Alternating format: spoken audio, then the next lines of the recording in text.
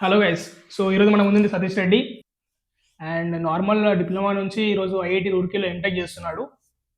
అతని జర్నీ ఈరోజు మనం అతని మాటలోనే విందాం. So hi Satish Reddy and hello Shiva, welcome to the show. Thank you. So చెప్పండి, మీరు ఎక్కడ స్టార్ట్ అయింది ఇదంతా? మీ చిన్నప్పటి గురించి చెప్పండి.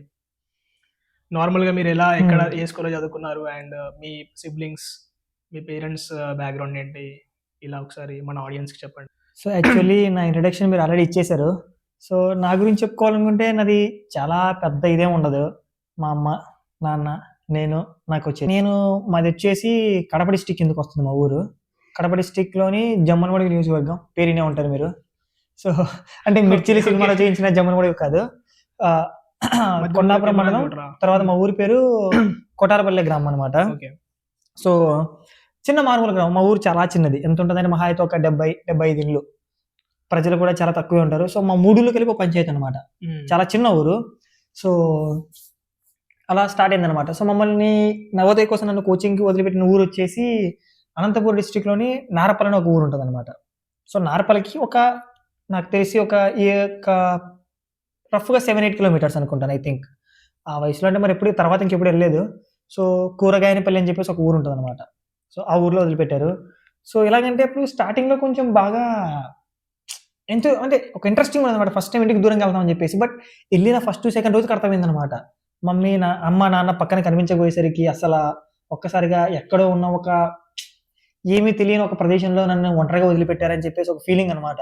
సరిగ్గా స్నానం చేయడం కూడా నాకు ఆ టైంకి తెలియదు. నాకు అన్నం తినాలి నా ప్లేట్ నేను కడుక్కోవాలనే విషయం కూడా నాకు తెలియదు అనమాట. సో అలా గడిచిపోయింది అనమాట. సడన్ గా 4th క్లాస్ అంటే చాలా చిన్న వయసు అని చెప్పాలి. అయితే మీకు నవోదయ ఎలా తెలిసింది? అంటే జనరల్ గా చాలా మందికి తెలియదు, ఎలా రాయాలో కూడా చాలా మంది తెలియదు అనమాట. నార్మల్ స్కూల్ ఇంటి దగ్గర వెళ్ళిపోతారు. ఆ వయసుకి నాకేమీ తెలిసేది కాదు. యాక్చువల్ గా మా మేనత్త గారు ఉన్నారు. సో మా మేనత్త గారి అబ్బాయి అక్కడే నవోదయలో కోచింగ్ తీసుకుని తను అంటే నవోదయ నుంచి వెళ్ళిపోయాడు అనమాట. సో మరి మా నాన్నకి చెప్పారనమాట. మా మేనత్త గారి హస్బెండ్ మా మామ. సో ఎందుకంటే మా మామగారికి ఇంకో కూతురు ఉందనమాట. సో తనని నన్ను కలిపి వదిలేయాలి, ఇద్దరు అంటే ఒకరికొకరు ఉంటారు, కనీసం తెలిసినట్టుగా ఉంటుందని చెప్పేసి వదిలేశారు. సో అలాగా మా మామగారి వాళ్ళు తెలిసిందనమాట, నాకు కూడా తెలిసేది కాదు. సో మా ఇద్దరిని వదిలేశారు. బట్ ఇంకేంటంటే ఎప్పుడో ఒకసారి నాకు తెలిసి ఒకానొక సందర్భంలో వదిలిపెట్టిన ఒక 2 months తర్వాత అనుకుంటా మా నాన్న వచ్చాడు. వచ్చిన తర్వాత అసలు నా ఒంటి మీద చూస్తే, నా స్నానం చేసి దాదాపు అప్పటికి ఒక 10-15 రోజులు అయిపోయింది అనమాట. స్నానం చేయడం కూడా తెలియదు కరెక్ట్ గా.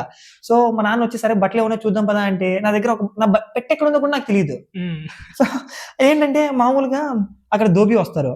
సో మనం బట్టలు వేస్తే కానీ వాళ్ళు తెచ్చిస్తారనమాట. సో నేను ఒకనొక టైంలో బట్టలు వేసిన విషయం కూడా మర్చిపోయాను. నా బట్టలు కనీసం నా బట్టలు ఏవో కూడా గుర్తుపట్టిన స్టేజ్ లో నేను ఉన్నాను అనమాట. అప్పుడు అది కూడా నాకు తెలియదు, ఇది నా బట్ట అని చెప్పేసి నాకు కనీసం తెలియదు అసలు అనమాట. సో అలా గడిచిపోయి చెప్పేసి బాగా అంటే ఎలాగంటే కొంచెం బాగా ఏడ్చేస్తాను అనమాట ఇంట్లో. నేను ఇంకా ఎలాగంటే మా అమ్మ వంట చేస్తా ఉంది. అప్పుడప్పుడే జస్ట్ ఏదో కూరగాయలు కట్ చేసి అక్కడ పక్కన పెట్టేసింది. బట్ ఆ కత్తిపీట ఉంటది కదా, కత్తిపీట అక్కడ ఉందనమాట. నేను ఏం చేశానంటే తెలియకుండా కత్తిపీట ఇలా నేను మామూలుగా ఇలా అటెండ్ చేస్తాం కదా, అలా ఇలా అన్నప్పుడు కత్తిపీట నా కాలు తగిలి కింద కోసుకుపోయింది అనమాట కాలికి.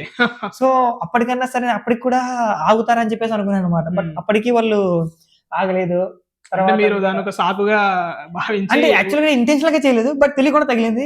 బట్ అవును, సింపతి గెయిన్ చేయొచ్చు అనుకున్నాను. బట్ యాక్చువల్లీ ఏంటంటే తర్వాత ఇంకా వాళ్ళు వినలేదన్నమాట. ఇంకా సర్లే అని చెప్పేసి నచ్చ చెప్పేశారు, అది ఇదని చేసి ఇంకా లాస్ట్ కి వదిలిపెట్టేశారు. బట్ అప్పటికి మనకి ఏబిసిడీ కూడా కరెక్ట్ రాని వయసు అనమాట. తర్వాత ఇంకా నవోదయ రెసిడెన్షియల్ ఎగ్జామ్లు అయిపోయాయి, మన వల్ల అవ్వలేదు. ఇంకా ఇప్పుడు ఎలా అయిపోయిందంటే ఇంకా నెక్స్ట్ ఇంకా స్కూల్ ఎక్కడో జాయిన్ చేయాలి. ఇంకా వాళ్ళకి అర్థం అయిపోయింది, సరే వీడితో అవ్వలేదని చెప్పేసి. మళ్ళీ అక్కడ వదిలిపెట్టేస్తే ఇంకెందుకులే ఊరికి అని చెప్పేసి వాళ్ళు నా పరిస్థితి చూసిన తర్వాత వాళ్ళకి ఇంకా పంపించాలని చెప్పేసి మళ్ళీ ఆలోచన రాలేదన్నమాట. మీరు ఏ క్లాస్ నుంచి ఏ క్లాస్ దాకా వేరే ఊర్లో వెళ్ళి చదువుకున్నారు? 5 years అంటే 8th నుంచి 3rd నుంచి 8th వరకు అనుకోవచ్చు. ఓకే, 3rd నుంచి 8th దాకా మీరు మీ అమ్మమ్మ గారి దగ్గర నుంచి అలాగా స్కూల్కి వెళ్ళి చదివాను. తర్వాత ఇంకా 9th 10th ఏం చేసామంటే మరి మా ఊరికి వచ్చాము అనమాట. ఇంకా మా ఊరి దగ్గర నుంచే మా ఊరి దగ్గర ఒక 15 kilometers దూరంలో స్కూల్ ఉండేది. సో అక్కడికి వెళ్ళే వాళ్ళము. సో అక్కడ 9th 10th అక్కడ కంప్లీట్ చేశాను. అక్కడితో స్కూలింగ్ ఏజ్ అయిపోయింది అనమాట. సో నెక్స్ట్ యాక్చువల్గా వచ్చేసరికి నెక్స్ట్ ఏంటంటే క్వశ్చన్ అనమాట. సో మా ఇంట్లో ఏంటంటే మా నాన్నగారికి పెద్దగా తెలిసేది కాదు. మీకు 10th క్లాస్ ఎలా అనిపించింది? స్కూల్ ఎలా ఉండేది 9th 10th? మాకి అంటే టీచర్స్ కానీ మీకు వచ్చిన గ్రేడ్స్ కానీ ఎలా ఉండేది? నేను చెప్తాను, నాకు అసలు ఎంత యావరేజ్ స్టూడెంట్ అంటే యాక్చువల్గా రేపు ఎగ్జామ్ అంటే నా పక్కన లేదా నా నెంబర్ తెలిసి ఉంటుంది కదా మనకి, మన నెంబర్ ఎంత, మన ముందర ఎవరు కూర్చుంటారు, మన వెనకాల ఎవరు కూర్చుంటారు అని చెప్పేసి అలా డీలింగ్ అనమాట. అరే నీ క్వశ్చన్ చదువుకొని వస్తాను, నువ్వు క్వశ్చన్ చదువుకొని వచ్చేయి, సో మన ఇద్దరం మ్యాచింగ్ చేసుకుందాం అని చెప్పేసి. మాకు స్కూల్ ఎలా ఉండదంటే ప్రతిరోజు క్లాసులు చెప్తారు, రేపు పొద్దున ఒక అసెస్మెంట్ ఉంటుంది, రేపు నెక్స్ట్ క్లాస్ ఒక అసెస్మెంట్ ఉంటుంది. సో అసెస్మెంట్ కి చదువుకుంటామని చెప్పేవాళ్ళు అనమాట. సో మేము 4 ఫ్రెండ్స్ ఉండేవాళ్ళం.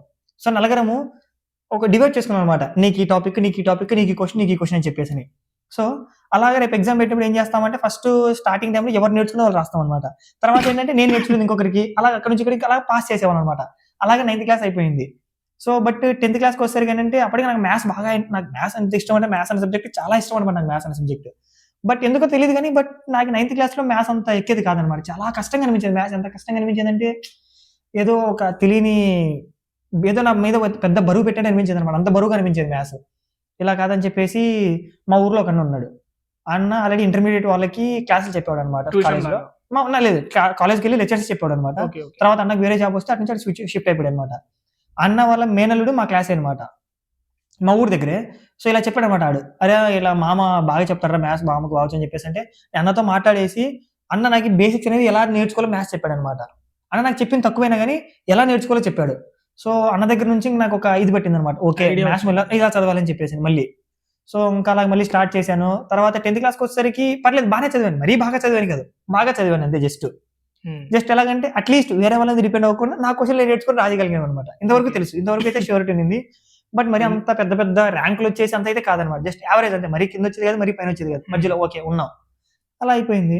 తర్వాత 10th అయిపోయింది. 10th అయిపోయిన తర్వాత నెక్స్ట్ ఏంటనే క్వశ్చన్ ఉందన్నమాట. సో ఇంట్లో ఎలాగంటే ఇంట్లో పెద్ద వాళ్ళకి ఏమీ తెలియదు, జస్ట్ ఎవరైనా చెప్తే అక్కడ నుంచి ఇన్ఫర్మేషన్ కనుక్కొని చెప్పేవాళ్ళే. సో నేను ఏం చేయాలా అనుకుని ఆలోచిస్తూ ఉన్నాను అనమాట. సో ఒకటే అనుకున్నాను, సో నెక్స్ట్ అలాగే ఇంజనీరింగే చేస్తాము. ఇంజనీరింగ్ చేయాలనుకున్నప్పుడు డిప్లొమా చేస్తే ఇంజనీరింగ్ చేస్తే మేలు కదా. అంటే డిప్లొమా ఆల్రెడీ మనం ఇక్కడ బేసిక్స్ అని నేర్చుకుంటాము, సో ఒక ఐడియా వచ్చేస్తుంది. మరి తర్వాత ఒక అంటే ఇంజనీరింగ్ సబ్జెక్ట్ మీద బాగా పట్టొస్తుంది అని చెప్పేసి కొంతమంది చెప్పారనమాట మా అమ్మమ్మ గారు ఊర్లో ఉన్నప్పుడు. సో అలాగే డిప్లొమా అనే ఒక ఐడియా పడిపోయింది. సో ఇంకా అలాగా డిప్లొమా చేద్దామని చెప్పి ఫిక్స్ అయ్యాను అనమాట. నెక్స్ట్ డిప్లొమా చేయడానికి కారణం కూడా మళ్ళీ ఫీజు తక్కువ ఉండడం, ఈ కోచింగ్ ఇవన్నీ ఎఫర్ట్ చేయలేకపోవడం, వాటి గురించి ఆలోచించలేదు అప్పుడు. నాకు ఎలాగంటే అమ్మమ్మ గారు ఉన్నప్పుడు చెప్పేవారు అనమాట, మనకు కొంచెం అంటే పెద్దవాళ్ళు కొంచెం తెలిసిన వాళ్ళు ఉంటారు కదా. సో పక్కింటి వాళ్ళు కానీ ఇలా క్రికెట్ అన్ని బాగా వెళ్ళేవాళ్ళం అనమాట అందరితో కలిపి. సో వాళ్ళు చెప్పేవారు అనమాట, మామూలుగా డిప్లొమా చేస్తే బాగానే ఉంటుంది, డిప్లొమా వల్ల అంటే ఎలాగో ఇంజనీరింగ్ చేస్తారు కదా, సో డిప్లొమా చేస్తే కొంచెం బెటర్ గా ఉంటది, అదే నీకు ఎలాగంటే ప్రీ బీటెక్ అనుకోవచ్చు, ప్రీ ఇంజనీరింగ్ అనుకోవచ్చు డిప్లొమా అనేది, అలా ఇలా చెప్పారనమాట. ఓకే ఇంకంతే, అదే ఫిక్స్ అయిపోయాను. నేను ఇంకా నెక్స్ట్ వేరే దాని గురించి ఆలోచించలేదు. సో డిప్లొమాలు చెప్పారు, నేను ఫిక్స్ అయిపోయాను డిప్లొమా అని చెప్పేసి. నెక్స్ట్ డిప్లొమాలో బ్రాంచ్ ఏంటి? సో ఇది నెక్స్ట్ పెద్ద క్వశ్చన్ అనమాట. నాకు మెకానికల్ అంటే ఎంత పిచ్ అంటే, నాకు మెకానికల్ అనేది అంత పిచ్ అనమాట మెకానికల్ అంటే. సో నాకు ఇప్పటికైనా ఒక అవకాశం వస్తే అట్లీస్ట్ డిప్లొమా కానీ లేదా ఇంకొకసారి బీటెక్ కానీ మెకానికల్ ఇంజనీరింగ్ చేయాలనేది నాకు చాలా అసలు ఎంత ఇష్టం అనేది ఇష్టం మెకానికల్ అనేది. ఇప్పటికీ మీకు వెహికల్స్ కానీ ఇట్లాంటి ఇంట్రెస్ట్? యాక్చువల్గా నేను చిన్నప్పుడు పిల్లప్పుడు ఏంటంటే మా అమ్మ అడిగేది అనమాట, మా వాళ్ళు చిన్నప్పుడు అడుగుతారు కదా ఏంటంటే ఏమైంది, నాకు ఇప్పటికీ బాగా గుర్తుంది. నాకు కొంచెం బుద్ధున్న వయసే, మరి అంత చిన్నగా మరీ చిన్న వయసు కాదు. ఏమవుతారా అని చెప్పేసి అడిగితే మా అమ్మ నేనమాట, అమ్మ నేను మెకానికల్ ఇంజనీర్ అవుతానంటే, మెకానికల్ ఇంజనీర్ అంటే ఏంటని అడిగింది మా అమ్మ. ఏం లేదమ్మా ఇప్పుడు కార్లు ఉంటాయి కదా, కార్లని బాగా కొత్తగా డిజైన్ చేసి మనం మార్కెట్లో అమ్మాలి, అది మెకానికల్ ఇంజనీరింగ్ అని చెప్పేసి అన్నాను అనమాట. అవునా సరే సరే అని చెప్పేసి అనేది అనమాట మా అమ్మ. సో అలాగా అప్పటి నుంచి నాకు ఎందుకో మెకానికల్ ఇంజనీరింగ్ అంటే ఎక్కడో సినిమాలో చూసాను అనమాట. యాక్చువల్గా మెకానికల్ ఇంజనీర్ కార్లు డిజైన్ చేయడం, ఇలా మోడల్ చూపించడం అనేది. సో అప్పుడు అలా మైండ్ లో ఉంది అనమాట, ఇది నాకు చాలా ఇంట్రెస్టింగ్ అనిపించింది అనమాట అప్పుడు. సో అప్పటి నుంచి ఆ మైండ్ లో ఉండిపోయింది అనమాట మెకానికల్ గేర్లు కానీ. సో ఏదో ఒక సినిమాలో చూసాను, మన తెలుగు సినిమాలో ఒక సినిమాలో, ఐ థింక్ వైశాలి అనుకుంటా, వైశాలి సినిమాలో వైశాలి వాళ్ళ హస్బెండ్ అదే కదా, అతను మెకానికల్ ఇంజనీర్ కదా.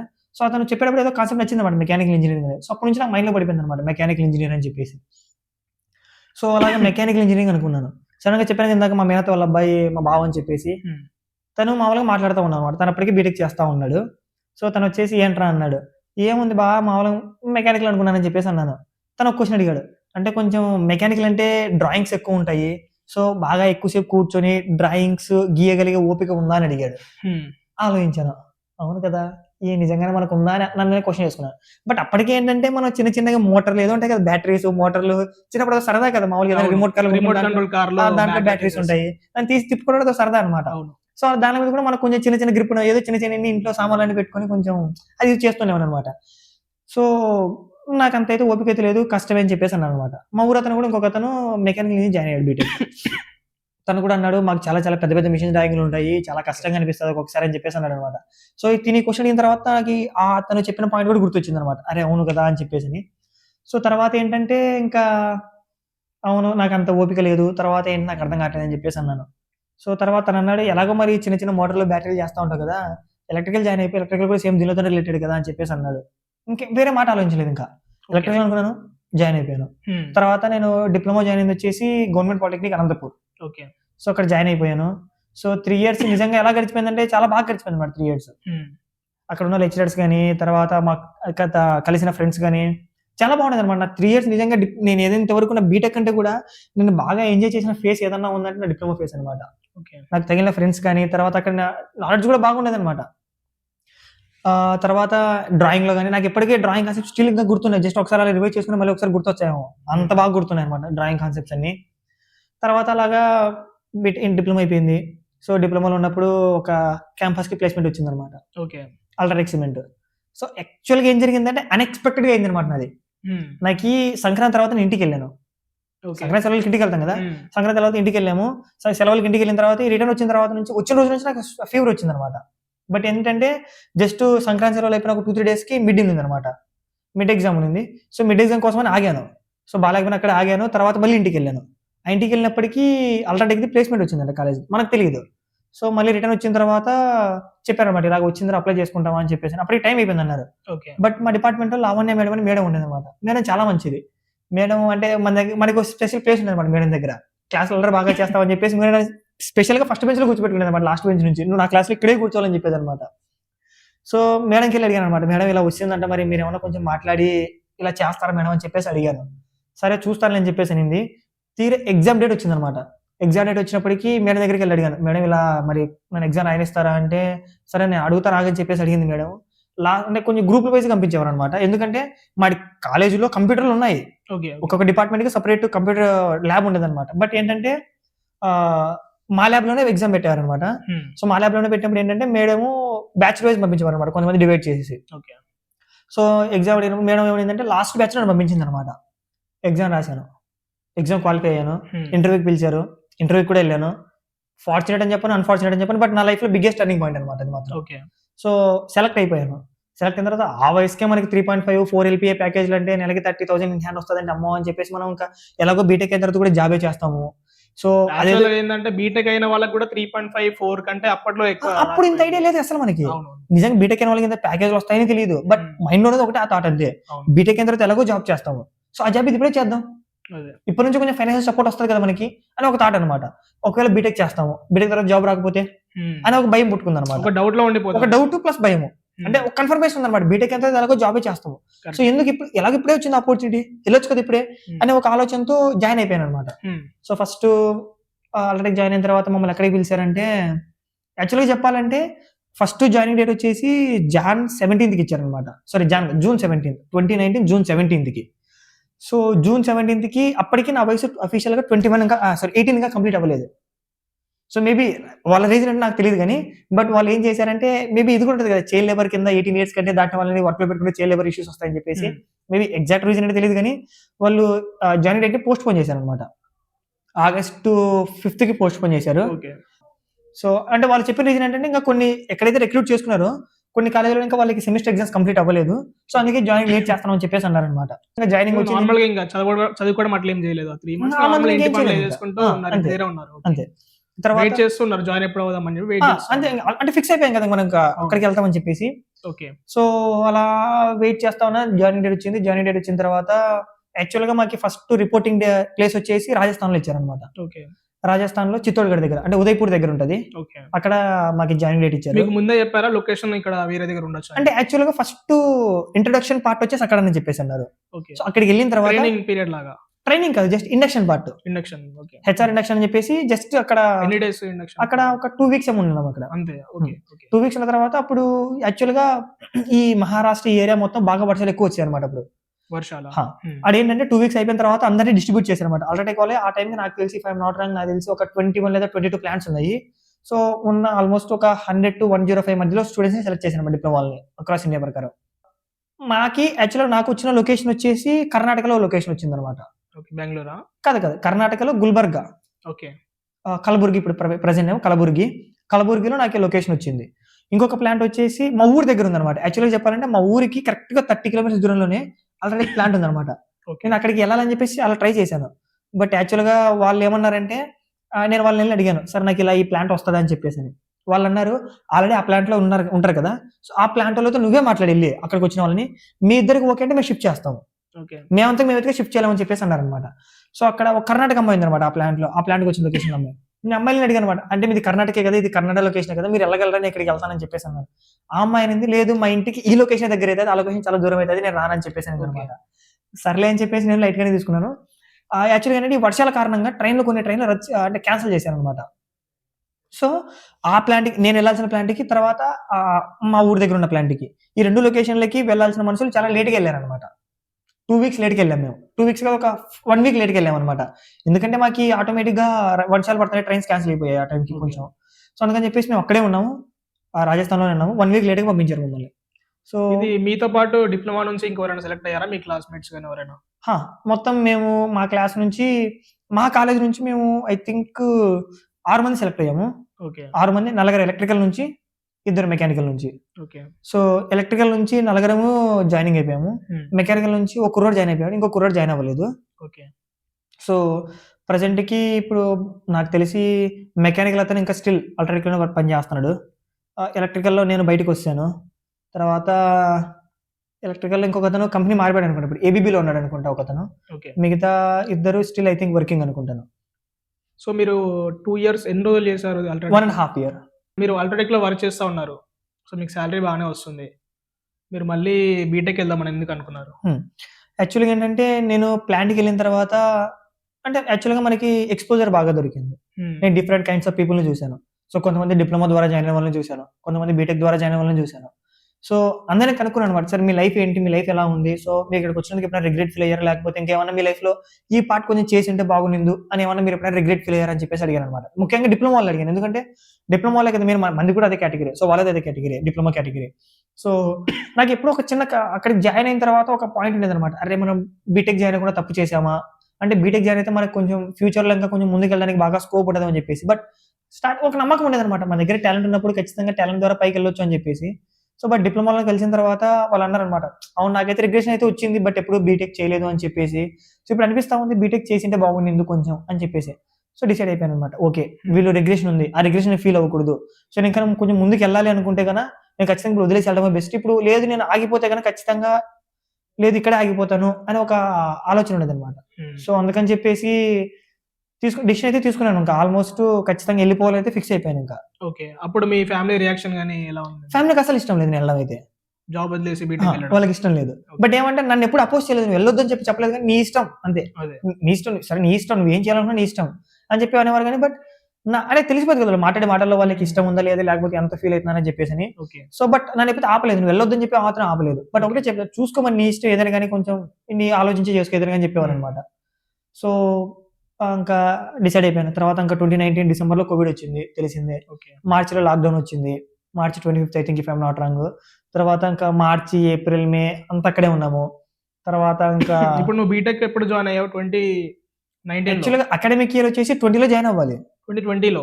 2019లో నేను అక్కడ కంపెనీలో జాయిన్ అయ్యాను. ఓకే. సో, 2020లో నేను బీటెక్ జాయిన్ అయిపోవాలి. హ్మ్. బట్ మీకు తెలిసిందే కదా! కోవిడ్ వల్ల ఆల్‌మోస్ట్ అకాడమిక్ ఇయర్స్ అన్ని లేట్ అయిపోయాయని చెప్పేసి ఆ హ్మ్. టైంకి. హ్మ్. హ్మ్. సో, నాదొచ్చేసి ఐ థింక్ సెప్టెంబర్‌లోనో, అక్టోబర్‌లోనో ఎగ్జామ్ జరిగిందనమాట. ఈసెట్ ఎగ్జామ్ జరిగింది. హ్మ్. ఈసెట్ ఎగ్జామ్ జరిగినప్పుడు అపియర్ అయ్యాను ఈసెట్ ఎగ్జామ్‌కి. ఓకే. అప్పుడు యాక్చువల్‌గా చెప్పాలంటే అప్పుడు కరెక్ట్‌గా మాకు ఈసెట్ ఎగ్జామ్ టైమ్‌కి ప్లాంట్ షట్‌డౌన్ నడుస్తా ఉన్నింది. షట్‌డౌన్ అంటే మార్నింగ్ ఖచ్చితంగా 8కి వెళ్ళేవాళ్ళం. ఇది ఈసెట్ ఎగ్జామ్ అంటే బీటెక్ అడ్మిషన్ బీటెక్ అడ్మిషన్ కోసం. డిప్లొమా వాళ్ళు రాసేది. డిప్లొమాలో రాసేది. సో, మీరు అది అల్ట్రాటెక్‌లో ఉన్నప్పుడు ప్రిపేర్ కొద్దిగా అయ్యారా? లేదంటే డైరెక్ట్ అటెంప్టా? యాక్చువల్‌గా నేను డిప్లొమాలో ఉన్నప్పుడు బాగా ప్రిపేర్ అయ్యాననమాట. హ్మ్. ఫస్ట్ టైమ్ రాసినప్పుడు నా ర్యాంకు అంటే బ్రాంచ్ వైస్ ర్యాంకు 333 వచ్చిందనమాట. 333 ఓకే. ఔట్ ఆఫ్ 40,000 అనుకుంటా హ్మ్. రాసింది ఎలక్ట్రికల్ నుంచి. Okay. So, okay. Well and good decent rank అని చెప్తాను గానీ బట్ ఖచ్చితంగా గవర్నమెంట్ యూనివర్సిటీ వస్తదని మాత్రం చెప్పను. హ్మ్. డీసెంట్ ర్యాంకే. సో, తర్వాత అల్ట్రాటెక్ వచ్చిన తర్వాత నాకు ప్రిపేర్ అవ్వడానికి టైం దొరికేది కాదనమాట. ఎందుకంటే కరెక్ట్‌గా నాకు ఎగ్జామ్‌కు కరెక్ట్ 1 మంత్ ముందు నుంచి మాకు ప్లాంట్ షట్‌డౌన్ స్టార్ట్ అయిందనమాట. Annual shutdown. హ్మ్. యాన్యువల్ షట్‌డౌన్ ఎట్లా అంటే మార్నింగ్ 8కి వెళ్తే నైట్ 10, 11 అయితదనమాట వచ్చేసరికి. కొన్ని రోజులు ముందు రావచ్చు. బట్ ఆ టైంలో ఎలాగంటే ఎక్కువ పని ఉండేది ఆ టైంలో అనమాట కొద్దిగా వర్క్ షట్‌డౌన్‌లో. టైమింగ్స్ అవి మేనేజ్ చేసుకోవాలి. షట్‌డౌన్ టైంలో ఎందుకంటే యాక్చువల్‌గా పెండింగ్‌లో ఉన్న పనులన్నీ ఎందుకంటే నార్మల్ రన్నింగ్ టైంలో మనం ఏదైతే పనులు చేయలేమో అవి మనం షట్‌డౌన్ టైంలో మాత్రమే చేయగలం అనమాట. సో, ఆ టైంలో చాలా ఎక్కువ వర్క్ ఉంటదనమాట. సో ఆ టైంలో ఏంటంటే నాకు కూడా కొన్ని రెస్పాన్సిబిలిటీ ఇచ్చారు. సో నేను చాలా మీరు ఏం వర్క్ చేసేవాళ్ళు? మాదంతా మెయింటెనెన్స్ అనమాట. మెయింటెనెన్స్ అంటే ఎలక్ట్రికల్ మెయింటెనెన్స్ మొత్తం మిషనరీస్ కానీ, లేకపోతే పవర్ సిస్టమ్ కంట్రోలింగ్స్ కానీ, కంట్రోల్ ప్యానల్స్ కానీ, స్విచ్ గేర్ ఇవన్నీ మొత్తం. అవి రీప్లేస్మెంట్ ఇట్లాంటి ఏదైనా పర్లేదు. మామూలుగా ఫర్ ఎగ్జాంపుల్ ఒక ఎక్విప్మెంట్ ఫెయిల్ అయింది అనుకో, ఎందుకు ఫెయిల్ అయింది అని ఒక వైవే అనాలిసిస్ చేసేవాళ్ళము. తర్వాత ప్రతిదానికి ఎప్పటికప్పుడు రిలే సెట్టింగ్స్ కానీ, కరెంట్ మామూలుగా ఏదైనా మన ప్రొటెక్షన్ సెట్టింగ్స్ ఉంటాయి కదా, మీరు కూడా ఎలక్ట్రికల్ కాబట్టి మీకు కూడా తెలిసే ఉంటుంది. సో సేమ్ ఇప్పుడు మన రిలేస్ ఉంటాయి, రిలే యొక్క సెట్టింగ్స్ ఎప్పటికప్పుడు అప్డేట్ చేసుకుంటూ ఉండడము. సో అలాగా ఇవన్నీ ఉంటాయి అనమాట. ఇంకా సో చెప్పడానికి సింపుల్ గానే ఉంటది, బట్ ఆ టైంకి ఉన్నప్పుడు చాలా పెద్దగా అనిపిస్తుంది అనమాట పని మాత్రం. సో ఆ టైంకి ఎలాగంటే ఇంకా చాలా చదువుకోవడానికి చాలా తక్కువ టైం దొరికేది అనమాట. బట్ ఆ టైంలో కూడా ఏదో ఒక అరగంట గంట అలా తీసుకుని ఏదో అలా తిప్పేసుకునేవాని అనమాట. బట్ ఎక్కువ మాత్రం ప్రిపేర్ అవ్వలేదు, బట్ వీలైనంత వరకు అయ్యాను. తర్వాత ఇంకా ఆ టైంలో వెళ్ళి ప్రిపేర్ అయ్యాను అనమాట. అంటే ఎగ్జామ్ రాసి వచ్చాను. ఎగ్జామ్ రాసి వచ్చిన తర్వాత ఆ టైంకి ఎలాగంటే నాకు ఆరోగ్యం బాగలేదు, ఫీవర్ వచ్చింది, కోవిడ్ టైం. హాస్పిటల్కి అయితే ఖచ్చితంగా వాళ్ళు కరోనా అని చెప్పేస్తారు. ఎలాగంటే అప్పుడు ఆ టైంకి పెద్ద మెడికల్ మాఫీ అయిపోయింది అనమాట. మొత్తం పెద్ద, నువ్వు చిన్నదైనా సరే ఏదైనా సరే మొత్తం బిజినెస్ అనమాట వాటి గురించి. సో సర్లే అని చెప్పేసి ఫస్ట్ చూశాను అనమాట. ఒక 2-3 days అంటే నా కొద్ది, ఒకవేళ ఫర్ ఎగ్జాంపుల్ నేనంటే ఓకే, బట్ నాతో పాటు ఉన్న వాళ్ళకి కొంచెం హాని జరగకూడదు కదా అని చెప్పేసి లీవ్ పెట్టుకొని నాకు నేను ఐసోలేషన్ లోనే ఉన్నాను అనమాట. ఓకే మరి ఏమన్నా ఇబ్బంది అయితే అని చెప్పేసి ఒక 2-3 days నార్మల్ టాబ్లెట్ తీసుకుంటేనే సెట్ అయిపోయింది. 2-3 days నార్మల్ అయిపోయింది అనమాట. సో అప్పుడు ఇంకా ఓకే అని చెప్పేసి నార్మల్గా వెళ్ళడం స్టార్ట్ చేశాను. ఇంకా అప్పటికి నాకు అనిపిస్తుంది కదా ఎలా ఉంది, నాకు ఒంట్లో ఇంకా బాగుందో బాగాలేదని చెప్పేసి. సో ఫీవర్ తగ్గింది, అర్థమైంది ఓకే నార్మల్ ఫీవర్ అని చెప్పేసి అయిపోయింది. ఎగ్జామ్ రాశాను, రిజల్ట్స్ వచ్చాయి. సో అన్ఫార్చునేట్ అని చెప్పను, బట్ అన్ఎక్స్పెక్టెడ్ గా రీజన్ ఏంటంటే నా ర్యాంకు ఫస్ట్ టైం రాసిన దానికంటే సెకండ్ రాసినప్పుడు ఇంకా తక్కువ వచ్చింది అనమాట. ఫస్ట్ టైం రాసినప్పుడు 333 వస్తే సెకండ్ టైం రాసినప్పుడు 135 వచ్చింది ర్యాంకు. క్యాండిడేట్స్ మాత్రం ఆల్మోస్ట్ ఇంచుమించు అంతే ఉన్నారు, 40 +-2 అనుకోవచ్చు, 2K అనుకోవచ్చు. సో అంతే ఉందన్నమాట. సో నా ర్యాంక్ 135 వచ్చింది. సో ఇప్పుడు ఎలాగంటే నాకు ఒక నమ్మకం వచ్చేసింది అనమాట, ఈసారి ఖచ్చితంగా గవర్నమెంట్ యూనివర్సిటీ వస్తుంది అని చెప్పేసి. సో నాకు ఇంకా బాగా నమ్మకం వచ్చేసింది గవర్నమెంట్ యూనివర్సిటీ వస్తుందని చెప్పేసి. సో ఆ టైంకి కోవిడ్ వల్ల ఏం చేశారంటే మొత్తము ఆన్లైన్ కౌన్సిలింగ్ పెట్టారనమాట. 6 నెలలు ఆన్లైన్ కౌన్సిలింగ్ క్లాసెస్. సో నా డాక్యుమెంట్స్ ఏవైతే ఉన్నాయో సబ్మిట్ చేసిన డాక్యుమెంట్స్, నాది 2019 డాక్యుమెంట్స్ కాబట్టి నాది ఆన్లైన్ వెరిఫికేషన్ అవ్వలేదు అన్నమాట డాక్యుమెంట్స్. సో వాళ్ళు ఏమన్నారంటే నీ కౌన్సిలింగ్ కోసం ఖచ్చితంగా నువ్వు ఆఫ్లైన్ అటెండ్ అవ్వాలని చెప్పేసి అన్నారు. ఇప్పుడు ఒక సమస్య, నేనున్నదేమో కర్ణాటకలో గుల్బర్గా, సో తెలంగాణ బార్డర్ దగ్గర వస్తుంది. సో నా ఏపీ కాలేజ్కి వెళ్ళాల్సింది ఆంధ్రాకి వెళ్ళాలి. సో నియరెస్ట్ లొకేషన్ అంటే సెంటర్ కర్నూలు. సో నేనున్న లొకేషన్ నుంచి కర్నూలు ఆల్మోస్ట్ 350 kilometers వస్తుంది. సో ఎలా వెళ్ళాలా వద్దా అని ఆలోచిస్తా ఉన్నప్పుడు మా ఫ్రెండ్ ఒకతను ఉన్నాడు. సో మా ఫ్రెండ్ దగ్గరికి వెళ్ళాను. నాకు ఏమన్నా సరే నాకు ఆ టైంకి అంటే బాధ వచ్చినా సంతోషం వచ్చినా తను ఒక ఫ్యామిలీ మెంబర్ లాంటి అనమాట నాకు. ఇంకా తన పేరు ప్రసాద్ అని చెప్పేసి ఉండేవాడు. సో నాకు ఏదొచ్చినా సరే, చిన్నది ఆనందం వచ్చినా ఏదొచ్చినా సరే తన దగ్గరికి వెళ్ళామని ఇలా చెప్పుకునేవాడు అనమాట. నాకు ఇలా ఉందని చెప్పేసి. తన ఏజ్ లో చాలా పెద్ద ఉండే, బావని పిలిచేవాడు తన్ని, మామూలుగా సరదాగా తన దగ్గరికి చెప్పుకునేవాడు అనమాట. సో ఏంటంటే ఇంకా మాతో పాటు జాయిన్ అయిన ఒకతను ఉన్నాడు మెకానికల్, వినయ్ అని చెప్పేసి, మా కాలేజ్ నుంచి, మేమంతా ఒకే కాలేజ్ కదా, మంచి ఫ్రెండ్స్ అనమాట. సో వినయ్కి అడిగాను అనమాట, వినయ్ రేపు ఇలా వెళ్ళాలి, వినయ్ ఏంటి పరిస్థితి అని చెప్పేసి. అంటే తన దగ్గర మాత్రం బైక్ ఉంది అనమాట, తన ఓన్ బైక్. ఓకే, తనకు మాత్రం తన ఓన్ బైక్ ఉంది, మాకు అప్పుడు ఇంకా బైక్ తీసుకోలేదన్నమాట. సో అడిగామన్నమాట, వినయ్ ఇలా వెళ్ళాలి, వినయ్ ఏంటి మరి పరిస్థితి అంటే, వినయ్ అన్నాడు సరే వెళ్దాంలే అని చెప్పేసి అన్నాడు. యాక్చువల్గా తనకి నైట్ షిఫ్ట్ ఆ రోజు, బట్ కానీ తను వస్తారని చెప్పేసి అన్నాడు. యాక్చువల్గా నేను ఇక్కడ ఉన్నానంటే తనకి మాత్రం నేను ఖచ్చితంగా జీవితంతో రుణపడి ఉంటానని చెప్పుకోవాలి. తను సరే వెళ్దామని చెప్పేసి అన్నాడు. తను మార్నింగ్ 7కి బయలుదేరదాం అనుకున్నాము. సో అందులోనూ ఇంకా ఆ టైంకి వచ్చేసి నవంబర్ అనుకుంటాను time, I think November 2nd week or 3rd week. So తను నైట్ షిఫ్ట్ చేసి వచ్చాడు, 6:30కి వచ్చాడు. తను 7 కల్లా తను రెడీ అయిపోయాడు, నేను అప్పటికి రెడీగా ఉన్నాను. స్టార్ట్ అయిపోయాము. 7కి స్టార్ట్ అయిపోతే బైక్ మీద అది కూడా బైక్ ప్లాటినా బైక్, తనదే బైక్. సో బైక్ మీద 350 kilometers 1 డేలో. మార్నింగ్ 7కి స్టార్ట్ అయిపోయి ఈవినింగ్ 6 కల్లా మళ్ళీ రిటర్న్ వచ్చేసాం అనమాట. పోను 350 kilometers, రాను 350 kilometers, టోటల్ 700 kilometers ఆ రోజు బైక్ మీద ట్రావెల్ చేసాము ఆల్మోస్ట్. నిజంగా అసలు నాదేముందో తెలియదు కానీ తనకు మాత్రం నిజంగా నేను ఖచ్చితంగా ఒక చిన్న థ్యాంక్స్ చెప్తే తనకి మాత్రం సరిపోదేమో. ఎందుకంటే తను నైట్ షిఫ్ట్ చేసి వచ్చాడు ఆ రోజు. యాక్చువల్ గా నైట్ షిఫ్ట్ చేసి వచ్చిన పని నా కోసం తను వచ్చాడు. ఈ రోజులలో ఫ్రెండ్ కోసం అంత ట్రావెల్ అనేది యాక్చువల్గా ప్రసాద్ అనే అతను కూడా చెప్పాలి యాక్చువల్గా. ఎందుకంటే నేను ఆల్మోస్ట్ డిసైడ్ అయిపోయాను అనమాట, నేను ఇంకా వద్దు నేను వెళ్ళాలని చెప్పేసి అన్నాను. బట్ తనే మోటివేట్ చేశాడు, లేదు వెళ్ళాలి ఖచ్చితంగా, నువ్వు వెళ్ళి బీటెక్ చేయాలి, ఖచ్చితంగా చేయాలని చెప్పేసి తను మోటివేట్ చేశాడు. తర్వాత తనే యాక్చువల్గా వినయ్తో మాట్లాడింది కూడా తనే అనమాట. ఇలా వినయ్ నువ్వు వెళ్ళి వినయ్ అని చెప్పేసి వినయ్ ఒప్పించాడు. తర్వాత సరే అని చెప్పేసి అనుకున్నాము. ఇద్దరికి వినయ్కి మాత్రం ఇంకా అది మాటలు చెప్తే సరిపోయింది అనమాట. వినయ్కి మాత్రం థ్యాంక్స్ అని చెప్తే మాత్రం తను వచ్చాడు. తర్వాత ఇంకా అయిపోయింది. తర్వాత బీటెక్ జాయిన్ అయిపోయాను. సో యాక్చువల్గా December 5th, 15th I think, December 5th కాలేజ్కి వచ్చేసి ఒకసారి రిపోర్ట్ చేయమన్నారు అనమాట. అంటే అప్పటిదాకా ఆన్లైన్ నడిచిన క్లాసెస్. కాదు ఫస్ట్ టైం మామూలుగా మనకు కౌన్సిలింగ్ వచ్చిన తర్వాత కాలేజ్కి ఒకసారి రిపోర్ట్ చేయాలి కదా, కాలేజ్ మనకు అలాట్ అయిన తర్వాత. యాక్చువల్లీ చెప్పాలంటే నాకు ఫస్ట్ కౌన్సిలింగ్ లో కాలేజ్ రాలేదన్నమాట. నేను ఏమనుకున్నానంటే ఏదో యూనివర్సిటీ వచ్చేస్తుందిలే అని నమ్మకంతో జస్ట్ 4 కాలేజీలు పెట్టాను. ఆ 4 కాలేజీలో జస్ట్ గవర్నమెంట్ కాలేజెస్ అంతే, యూనివర్సిటీస్ మాత్రమే పెట్టాను. ఓవర్ కాన్ఫిడెన్స్ అనుకోవచ్చు. అందులో మీకు తెలిసి ఉంది డిప్లొమా వాళ్ళకి చాలా వెరీ లిమిటెడ్ సీట్లు ఉంటాయి, చాలా తక్కువ ఇస్తాడు. సో మన 135 ర్యాంక్ అంటే ఆల్మోస్ట్ ఖచ్చితంగా తక్కువ సీట్లు ఉంటాయి. నేను పెట్టిన 4 కాలేజీలే, అది కూడా రాయలసీమ ఏరియాలో పెట్టాను నేను. సో ఇది రాలేదు, ఓకే వెళ్ళను కూడా అని చెప్పేసి సెకండ్ కౌన్సిలింగ్ కి ఆల్మోస్ట్ ఒక 25 to 30 కాలేజ్ పెట్టాను నేను. మొత్తం ఇంకా ఎక్కడ నుంచి లాస్ట్ శ్రీకాకుళం నుంచి తీసుకొని కింద చిత్తూరు వరకు ప్రతి కాలేజ్, ప్రతి స్టేట్ నుంచి బెస్ట్ కాలేజ్, ప్రతి డిస్ట్రిక్ట్ నుంచి బెస్ట్ కాలేజ్ పెట్టాను అనమాట. మా బావ ఉంటాడు అనమాట, మా బావ సోమ అని చెప్పేసి. మా బావ అక్కడే ఉంటాడు అనమాట, ఐ మీన్ నర్సాపురంలో ఉంటాడు. సో మా బావకి ఫోన్ చేసి బావ ఆ ఏరియాలో కొంచెం మంచి కాలేజీలు ఏమంటే మా బావ కొన్ని లిస్ట్ చెప్పాడు అనమాట, ఈ కాలేజీలు బాగుంటాయని చెప్పేసి. సో మా బావకి చెప్పిన కాలేజీలు పెట్టాను అనమాట. అలాగా నాకు సెకండ్ కౌన్సిలింగ్ లో 9వ కాలేజ్ నాకు వచ్చింది అనమాట. కరెక్ట్ గా నేను ఏలూరులో జాయిన్ అయ్యాను BTech, Eluru CRD college of engineering. So నేను పెట్టిన లిస్టులో నాకు వచ్చిన కాలేజ్ 9వ కాలేజ్. సో నాకు ఆ కాలేజ్ వచ్చింది. మళ్ళీ అదొక డౌట్, సో ఇప్పుడు కాలేజ్కి వెళ్ళాలా వద్దా అని చెప్పేసి. అంటే ఆ కాలేజ్ జాయిన్ అవ్వాలి. అది కాలేజ్కి వచ్చేసి వాళ్ళు 4వ తేదీ రిపోర్ట్ చేయమన్నారు. 4వ తేదీ లాస్ట్ డేట్, నాకు తెలిసింది 2వ తేదీ. నేను లొకేషన్ కర్ణాటకలో, అక్కడ నుంచి అక్కడికి వెళ్ళాలి. ఎక్కడ కర్ణాటక, ఎక్కడ ఏలూరు, విజయవాడ దగ్గర ఏలూరు. సో వయా హైదరాబాద్ వెళ్ళాలి. నేను అప్పటికప్పుడు టికెట్లు బుక్ చేసుకోవాలన్నా నాకు కనీసం తక్కువ బుక్ చేసుకోవాలి, ఒక రోజు ముందు చేసుకోవాలి. నాకు టికెట్లు లేవు, ఏంట్రా బాబు అని ఆలోచిస్తా ఉన్న టైంలో నాకేం బుర్ర తక్కలేదు.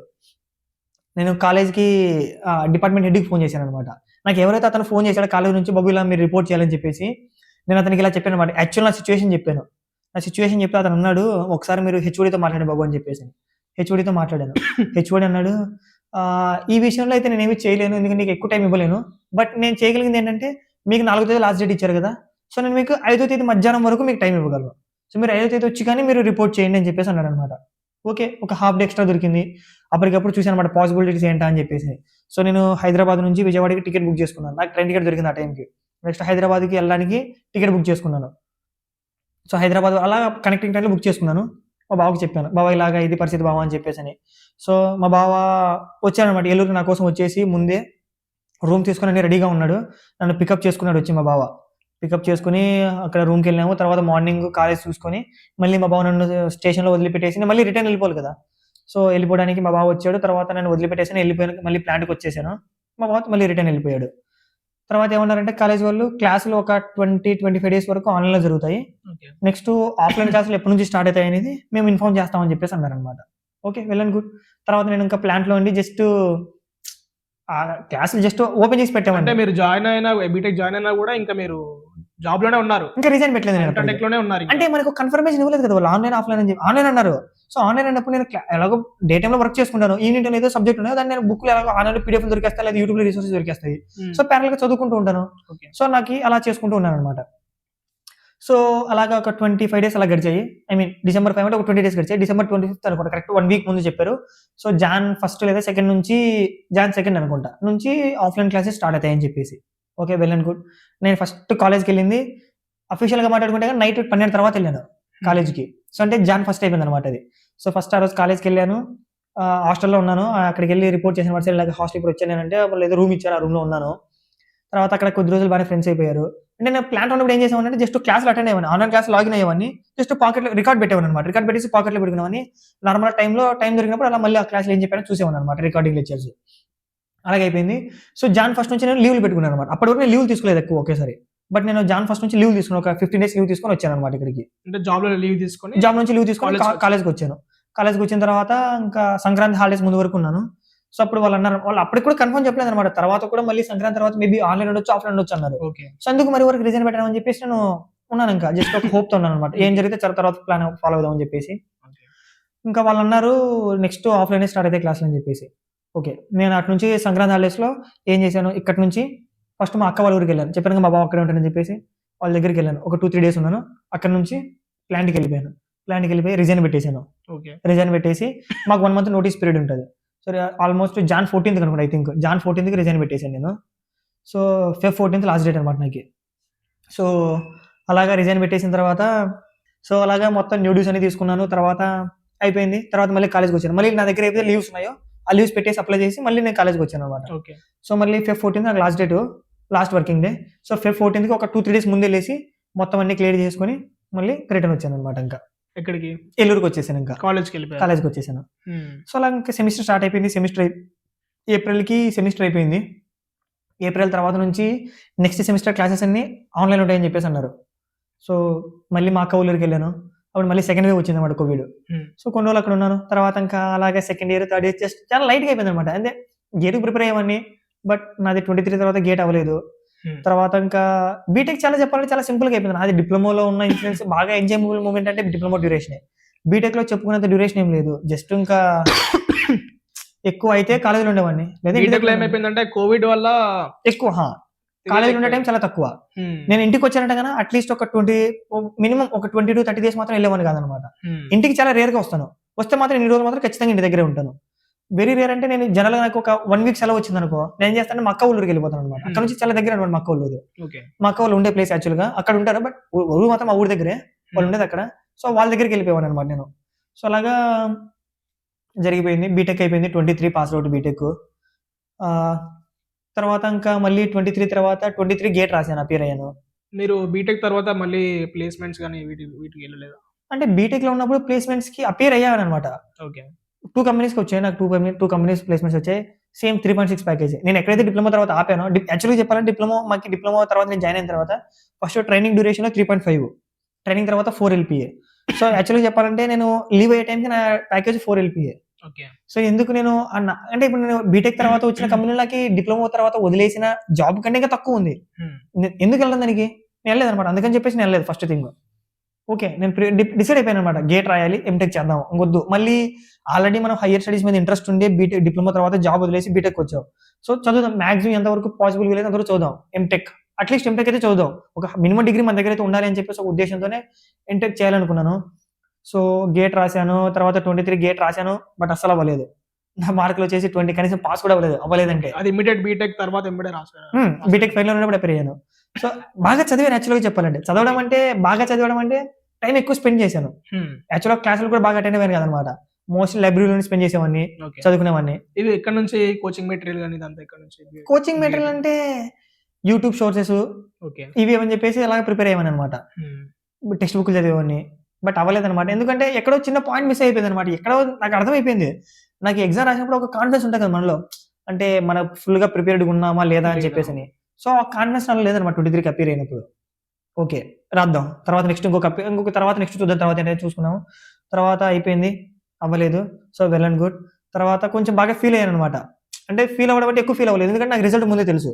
నేను ఎక్కువ టైం స్పెండ్ చేసా కానీ బాగా చదవలేదని నాకు తెలుసు. సిలబస్ అంతా కవర్ చేయడం, ప్రాక్టీస్ చేయడం ఇట్లాంటి దాంట్లో అంటే చదివాను కానీ ఏం చదివాను నాకు తెలియదు అనమాట. ఒక ప్లాన్ ఉండదు, ఒక పద్ధతి ఉండదు, ఒక టార్గెట్ ఉండదు అనమాట. ఈ రోజు ఇంత టాపిక్లు కవర్ చేయాలి, ఈ రోజు ఇది చేయాలి అని ఒక టార్గెట్ ప్రకారం. సో అది మన బుర్రకు ఎక్కుతా ఉందా లేదా అనేది ఆలోచించామన్నమాట. సో అలాగా చదివాను అనమాట. సో అలా అయిపోయింది. సో అలా అయిపోయిన తర్వాత ఇంకా ఓకే, ఎక్కువ రిగ్రెషన్ కూడా ఎందుకు లేదు, ఎందుకంటే మనం ఎంత చదివామో ఎలా చదివామో మనకు తెలుసు, దాని తగ్గ రిజల్ట్ గానే వచ్చింది. సో మనం ఎక్కువ ఫీల్ అవ్వాల్సింది కూడా లేదనమాట.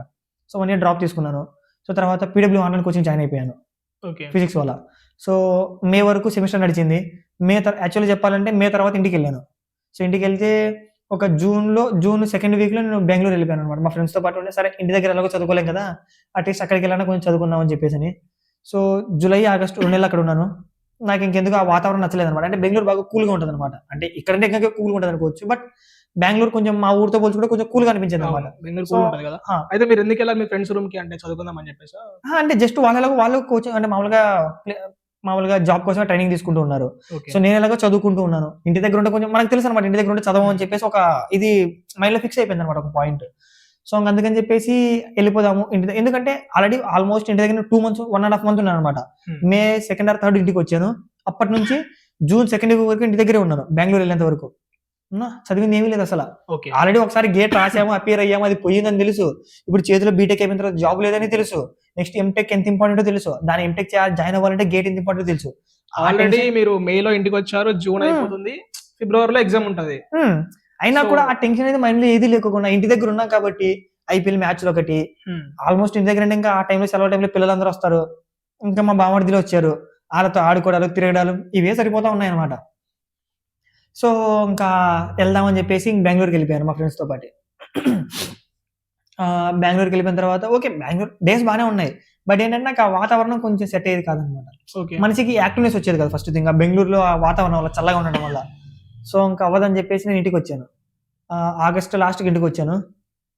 సెప్టెంబర్, అక్టోబర్, నవంబర్, డిసెంబర్, జనవరి 5 months. ఓకే. మళ్ళీ అంటే బెంగళూరు ఉన్నప్పుడు చదివేవాడిని. మరి అంత ఎక్కువ చదివాను కాదు. లాస్ట్ కొంచెం ఈ 5 monthsలో కొంచెం బాగా చదివాను ఇంటి దగ్గర ఉండి కూడా. చదివారు. ఇంటి దగ్గర ఉన్నప్పుడు కూడా ఇంకా అంటే ఆ టైంకి ఎవరు వచ్చేవారు కదా ఇంటికి, సెలవులు ఏమి ఉండవు కదా. సో అందుకు ఎవరు వచ్చినా కానీ నా మైండ్ నేను ఫిక్స్ చేసుకున్నాను అనమాట. వద్దు ఇంట్లోనే ఉండాలి, బయటికి వెళ్ళకూడదని చెప్పేసి మాక్సిమం ట్రై చేశాను. బట్ కొన్ని ఫెస్టివల్స్కి మాత్రం అవాయిడ్ చేయలేకపోయాను అనమాట. వినాయక చవితికి, దసరా, దివాళీ, సంక్రాంతి ఇటువంటి ఫెస్టివల్స్ మాత్రం అవాయిడ్ చేయలేకపోయాను. ఎందుకంటే ఇంకా అవి ఎలాగైనా ఇంకా మనం ఎంత కాదనుకున్నా కానీ ఇంకా ఎవరొకరు నా కోసం వస్తారు. వాళ్ళు వచ్చిన తర్వాత కాదని చెప్పలేక వెళ్ళిపోయాను అనమాట మా ఫ్రెండ్స్తో పాటు. సో అలాగా జరిగిపోయింది. తర్వాత గేట్ అయిపోయింది, ఫిబ్రవరిలో అయిపోయింది. తర్వాత మార్చి, ఏప్రిల్, మే 3 నెలలు కలిగి, జూన్ కూడా కలిగినే ఉన్నాము. జూలైలో ఆల్మోస్ట్ ఇంకా 8 సీట్ వచ్చింది. నా మైండ్లో 2 ఉన్నాయన్నమాట. ఒకటి VLSI లేదా ఈవీటీ. ఈవీటీ అంటే ఎలక్ట్రిక్ వెహికల్ టెక్నాలజీ. ఓకే. ఈ రెండింటి మీద నాకు ఎంటెక్ బాగా ఇంట్రెస్ట్ ఉందన్నమాట. ఓకే. లేదనుకుంటే కన్నా ఒకటి ఐఐఎస్సి బెంగళూరు వస్తే కన్నా, ఐఐఎస్సి బెంగళూరు ఎక్సెప్షనల్ కేసు అనమాట. ఎలక్ట్రికల్ ఇంజనీరింగ్ వస్తే ఐఐఎస్సి బెంగళూరులో ఏది వచ్చినా సరే, ఓకే, ఐఐఎస్సి బెంగళూరు వస్తే ఖచ్చితంగా వెళ్ళిపోవాలి ఓకే అనేది పెట్టుకున్నాను. ఐఐఎస్సి బెంగళూరు వస్తే ఎందుకంటే నాకు ఎప్పటి నుంచో ఒక డ్రీమ్ కాలేజ్గా మిగిలిపోయింది అనమాట ఐఐఎస్సి బెంగళూరు అనేది. ఓకే. సో ఐఐఎస్సి బెంగళూరు మాత్రం ఒక ఎక్సెప్షనల్ కేసు అనమాట. సో ఐఐఎస్సి బెంగళూరులో ఏది వచ్చినా సరే వెళ్ళిపోదాం అనుకున్నాను. సో అది VLSI ఎలాగో నాకు రాదు, ఎందుకంటే కట్ ఆఫ్ కూడా నాకు మీట్ అవ్వదు, ఎందుకంటే VLSI కూడా పెట్టలేదు అక్కడ. సో నేను అప్లై చేసిన కాలేజ్ స్ట్రీమ్లు వచ్చేసి ఎలక్ట్రికల్ ఇంజనీరింగ్, స్మార్ట్ మొబిలిటీ. తర్వాత స్మార్ట్ మొబిలిటీ నాకు ఏమి అనిపించిందంటే అట్లీస్ట్ స్మార్ట్ మొబిలిటీలో కొంచెం ఈవీ ఏమైనా టచ్ చేద్దామని చెప్పేసి ఒక ఫీలింగ్ ఉండింది అనమాట. తర్వాత నెక్స్ట్ వచ్చేసి రోబోటిక్. ఓకే. సో మీరు దీనికి ఇంటర్వ్యూ కోసం వెళ్ళారా ఐఏఎస్కి? వెళ్ళాను. ఓకే. సో ఐఏఎస్లో ఇంటర్వ్యూ ఇచ్చాను. సో ఫస్ట్ ఎక్స్పీరియన్స్ అనమాట నాకు. నిజంగా ఒక ఇంటర్వ్యూ నేను సక్సెస్ అవ్వకపోయినా కానీ బట్ నాకు ఒక చాలా మంచి ఫీలింగ్ వచ్చింది అనమాట. అరే ఇంటర్వ్యూ అంటే ఇది కదా అని చెప్పేసి. ఫస్ట్ ఎలక్ట్రికల్ ఇంజనీరింగ్ ఇంటర్వ్యూకి వెళ్ళినప్పుడు నేను ఇలా ఉన్నాను, ఎదురుగా ఇలా కూర్చొని ఉన్నాను. ఒక టేబుల్ ఉంది. ఫస్ట్ రోలో 4 ప్రొఫెసర్లు, ఐఏఎస్సి ప్రొఫెసర్లు, the India's top most institute ప్రొఫెసర్లు ఉన్నారు అక్కడ 4. తర్వాత వాళ్ళ వెనకాల 3, వాళ్ళ వెనకాల 2, 9 మంది ప్రొఫెసర్లు ఉన్నారు. సో ఫస్ట్ చూస్తేనే మైండ్ బ్లాంక్ అనమాట ప్రొఫెసర్లను చూస్తేనే. ఎందుకంటే జనరల్గా మనం బీటెక్ లో ఉన్నప్పుడు మన లెక్చరర్స్ అంటే మనం అంత పెద్దగా కన్సిడర్ అవ్వాలని కాదు, కానీ వాళ్ళు కూడా చెప్తారు ఇది ఇలాగా ఐఐఎస్సి ప్రొఫెసర్, ఐటీ ప్రొఫెసర్ అంటే వాళ్ళు కూడా అంత రెస్పెక్ట్ ఇస్తారు కదా. మన ఎవరి దగ్గర నేర్చుకున్నాం వాళ్ళు కూడా ఇంకా వాళ్ళకి అంత లెవెల్ ఇస్తారనమాట, అంత హైప్ ఇస్తారు. సో జనరల్ గా వాళ్ళు కూడా ఒకవేళ ఏదైనా మనం హైలీ కోర్సు నేర్చుకోవాలంటే బీటెక్ లో ఉన్న ప్రొఫెసర్లు కూడా మళ్ళీ ఆ లెక్చరర్ మనకి ఏం చేస్తారు, సో ఎన్పిటిఎల్ పలానా ఐఐటి ప్రొఫెసర్ పలానా కోర్సు చూడండి బాగుంటుందని చెప్పారు కదా. సో ఆ ప్రొఫెసర్ల గురించి అంత హైప్ ఇచ్చినప్పుడు కరెక్ట్ ఒక్కసారిగా ఆ ప్రొఫెసర్ మన కళ్ళ ముందర కనిపించేసరికి ఒక్కసారిగా ఏదో తెలియని ఫీలింగ్ అనమాట. ఇంటర్వ్యూ సక్సెస్ అయినా ఫెయిల్ అయినా అట్లీస్ట్ ఆ ప్రొఫెసర్ దగ్గర మనం ఉన్నాము, వాళ్ళ ఎదురుగా మనం నిలబడుకున్నాం. అట్లీస్ట్ వాళ్ళు మనం కొంచెం క్వశ్చన్ చేస్తున్నారు, వాళ్ళకి మనం ఆన్సర్ ఇస్తాం లేదో పక్కన పెడితే వాళ్ళు మనం క్వశ్చన్ చేస్తున్నట్టు ఒక జస్ట్ తెలియని ఒక ఆనందం వచ్చింది అన్నమాట లోపల నుంచి. 9 మంది ప్రొఫెసర్లు లిటరల్ గా ఫస్ట్ ఇంటర్వ్యూకి ఐఐఎస్సిలో 9 మంది ప్రొఫెసర్లు ఎదురుగా చూస్తారు. ఒక్కసారి ఫస్ట్ టైం మైండ్ బ్లాంక్ అనమాట. వాళ్ళు ఏమడుగుతారో కూడా జస్ట్ వాళ్ళు కొన్ని డీటెయిల్స్ వెరిఫై చేస్తారు అనమాట. నీ పేరేంటి, నీ ఊరేంటి, నీ ర్యాంక్ ఏంటి, నీ బీటెక్ ఎక్కడ, పర్సెంటేజ్ ఏంటి అని అడుగుతున్నారు. సో నా మాట తడబడతా ఉందని వాళ్ళని చూసేసరికి వాళ్ళు అడిగారు ఎందుకు తడబడతాం అని చెప్పేసి. సరే అంటే ఫస్ట్ టైం 8 మంది ప్రొఫెసర్లు చూసేసరికి కొంచెం ఇదిగా అయిపోయింది సార్ అని చెప్పేసి అన్నాను. సో ఐఐఎస్సికి ఎందుకు రావాలనుకున్నాం అని చెప్పేసి అన్నారు. ఐఐఎస్సి నా డ్రీమ్ కాలేజ్ సార్ అని చెప్పేసి అన్నాను. ఓ డ్రీమ్ కాలేజ్ అయితే అని చెప్పేసి అన్నారు. సరే నెక్స్ట్ ఇంకేమనలేదు వాళ్ళు, చాక్ తీసుకో బోర్డు దగ్గరికి వెళ్ళు. ఫస్ట్ ఒక క్వశ్చన్ ఇచ్చారు, మీరు ఎలక్ట్రికల్ ఇంజనీరే కాబట్టి సో మీకు కొంచెం ఫైనల్ వాల్యూ థియరం ఉంటుంది అనమాట కాన్సెప్ట్. ఏది initial value theorem, final value theorem అని చెప్పేసి. సో ఫైనల్ వాల్యూ థియరం మీద క్వశ్చన్ అడిగారు అనమాట. డిఫరెన్షియల్ ఈక్వేషన్ ఇచ్చారు, స్టడీ స్టేట్ లో క్వశ్చన్ అడిగారు. సో స్టడీ స్టేట్ లో క్వశ్చన్ అడిగితే మనం ఫైనల్ వాల్యూ థియరం అప్లై చేయాలి. సో ఒక్కసారిగా ప్రొఫెసర్ చూసేసరికి మైండ్ బ్లాంక్ అనమాట. నా మైండ్ లో ఇంకేం అసలు బుర్ర నాకేం వెలగట్లేదు, నాకు ఏం అనిపించట్లేదు ఇంకా. తర్వాత నేనైతే చెప్పాను, వాళ్ళకి అర్థమైపోయింది లేదు కొంచెం ట్రామాలో ఉండాలని చెప్పేసి. సరే నెక్స్ట్ క్వశ్చన్ ఎలక్ట్రికల్ నుంచి అడుగుదామా క్వశ్చన్ అని చెప్పేసి అన్నారు. ఓకే సార్ అన్నాను. సరే ఏ సబ్జెక్ట్లు అన్నారు. సార్ నాకు ఏదైనా పర్లేదు సార్ అని చెప్పేసి అన్నాను. యాక్చువల్లీ చెప్పండి ప్రిపేర్ అవ్వలేదు, కానీ ఏదైనా పర్లేదు సార్ అని చెప్పేసి అన్నాను. లేదు నువ్వు కొంచెం స్పెసిఫిక్గా చెప్పు, వాటి మీద అడుగుతానని చెప్పేసి అన్నారు. నేను అన్నాను power electronics, machines, network theory sir అని చెప్పేసి అన్నాను. ఓకే అని చెప్పేసి తన ఇంకా ఒక్కసారి వచ్చేసి మెషిన్స్ మీద క్వశ్చన్ అడిగారు అనమాట. ఒక్కోసారి సెటైన్ అంటే కన్స్టెంట్ ఇచ్చారు. సో కన్స్టెంట్ ఇచ్చిన తర్వాత వాళ్ళు ఒక ఫైనల్ ఈక్వేషన్ డెరైవ్ చేయమన్నారు. వాళ్ళు ఇచ్చిన కన్స్టెంట్ క్వశ్చన్ ఇచ్చారు, దాన్ని డెరైవ్ చేయమన్నారు. బట్ ఏ మిషన్ మీద అంటే డీసీ మిషన్ మీద క్వశ్చన్ ఇచ్చారు అనమాట. సో డీసీ మిషన్ మీద కొన్ని వేరియబుల్స్ ఇచ్చి టార్క్ ఈక్వేషన్ డెరైవ్ చేయమన్నారు. బట్ వాళ్ళకి కావాల్సింది ఏంటంటే వాళ్ళు ఏదైతే వేరియబుల్స్ ఇచ్చారో, కన్స్టెంట్స్ ఇచ్చారో, సో ఫైనల్ ఈక్వేషన్ దాని మీదే ఉండాలన్నమాట. ఓకే. సో నేను ఓకే సార్ అని చెప్పేసి నేను ఫస్ట్ ఏదో 5 అని రాశాను అనమాట. 5 అంటే మీరు బాగా రిలేట్ చేసుకోవాలి. 5 అంటే ఫ్లక్స్ అని చెప్పేసి. సో ఒక సార్ ఆపారు మధ్యలో. సార్ ఆపేసి పిలిచి అదేంటని అడిగారు. సార్ ఫ్లక్స్ సార్ అని చెప్పేసి అన్నాను. మేము చెప్పాము వేరియబుల్. ఫ్లక్స్ అనే వేరియబుల్ నీకు పైన చెప్పిన వేరియబుల్స్‌లో ఫ్లక్స్ అనేది ఉందా? లేదు సార్. మరి నువ్వు ఎందుకు రాసావు? సారీ సార్ అని చెప్పేసి మళ్ళీ రఫ్ చేశాను. ఆలోచించాను. మరి చిన్నగా నేను ఫ్లక్స్ అని మళ్ళీ 5 రాసాను. చూడు మళ్ళీ నువ్వు ఫ్లక్స్ రాస్తున్నావు. సార్ యాక్చువల్లీ ఇది నా రెఫరెన్స్ కోసం రాశాను. బట్ మీకు ఫైనల్ ఆన్సర్ మాత్రం నేను మీరు చెప్పిన విధంగానే చేస్తాను. బట్ ఇది నా రెఫరెన్స్ కోసము అని చెప్పేసి అన్నారు. జస్ట్ కైండ్ ఆఫ్ రఫ్ అనుకోండి సార్ అని చెప్పేసి అన్నారు. ఓకే అని చెప్పేసి అన్నారు. ఓకే డెరైవ్ చేయమన్నారు. డెరైవ్ చేశాను. తర్వాత కొన్ని క్వశ్చన్స్ అడిగారు వాటి మీద చేశాను. తర్వాత మళ్ళీ కొంచెం టార్క్ వర్సెస్ స్పీడ్‌కి డెరైవ్ చేసిన ఈక్వేషన్ నుంచి కర్వ్ డ్రా చేయమన్నారు 2 variables. Torque versus something speed అనుకుంటాను. డ్రా చేయమన్నారు. చేశాను. తర్వాత ఓకే అన్నారు. తర్వాత అయిపోయిన తర్వాత నెక్స్ట్ ఓకే అన్నారు. నెక్స్ట్ ఇంకో last final question mathematics curve draw చేయమన్నారు. Simple parabola curve. Simple parabola curve. వాళ్ళు క్వశ్చన్ ఇచ్చేసరికి జనరల్‌గా నేనేంటంటే చిన్న సింపుల్ పారాబోలా అయినా సరే నేను దానికి షేప్ గుర్తుపెట్టుకోను అనమాట. నాకేంటంటే జస్ట్ ఇప్పుడు ఎక్స్ వాల్యూస్ ఇస్తాడు. ఒక 3, 4, 5 వాల్యూస్ తీసుకొని ఒక రాండమ్ షేప్ వచ్చిన తర్వాత దాని నుంచి మనకు ఐడియా వచ్చేస్తది కర్వ్ ఎలా వెళ్తదని చెప్పేసి. సో అలా డ్రా చేసామన్నమాట. 3 వాల్యూస్ తీసుకున్నాను.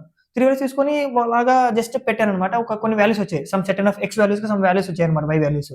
అక్కడికి ఒక రఫ్ ఆన్సర్ వచ్చిందన్నమాట. ఇంకొక 2 వాల్యూస్ పెట్టేసింటే నాకు ఆన్సర్ వచ్చేసేది. బట్ ఆళ్ళు ఆపేశారు అక్కడికి.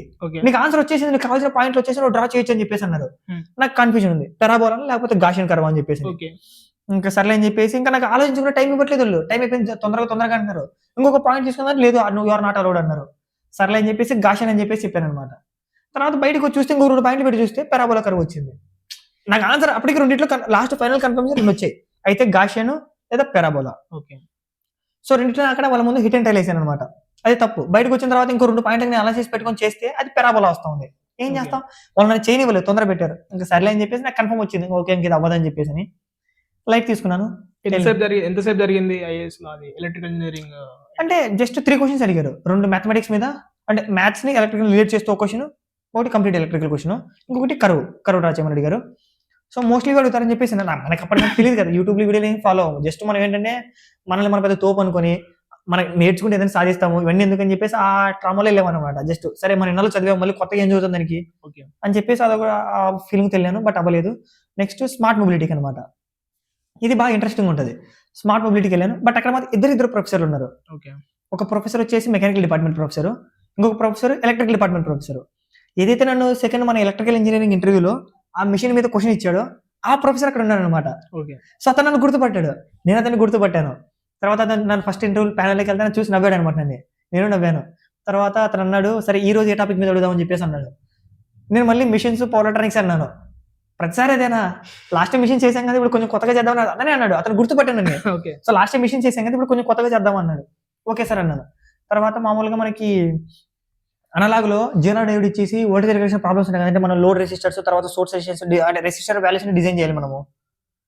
పర్ఫెక్ట్ ఇంత కరెంట్ వెళ్ళాలంటే ఎంత రెసిస్టెన్స్ వాల్యూ ఉండాలి, minimum value resistance, voltage regulator circuits.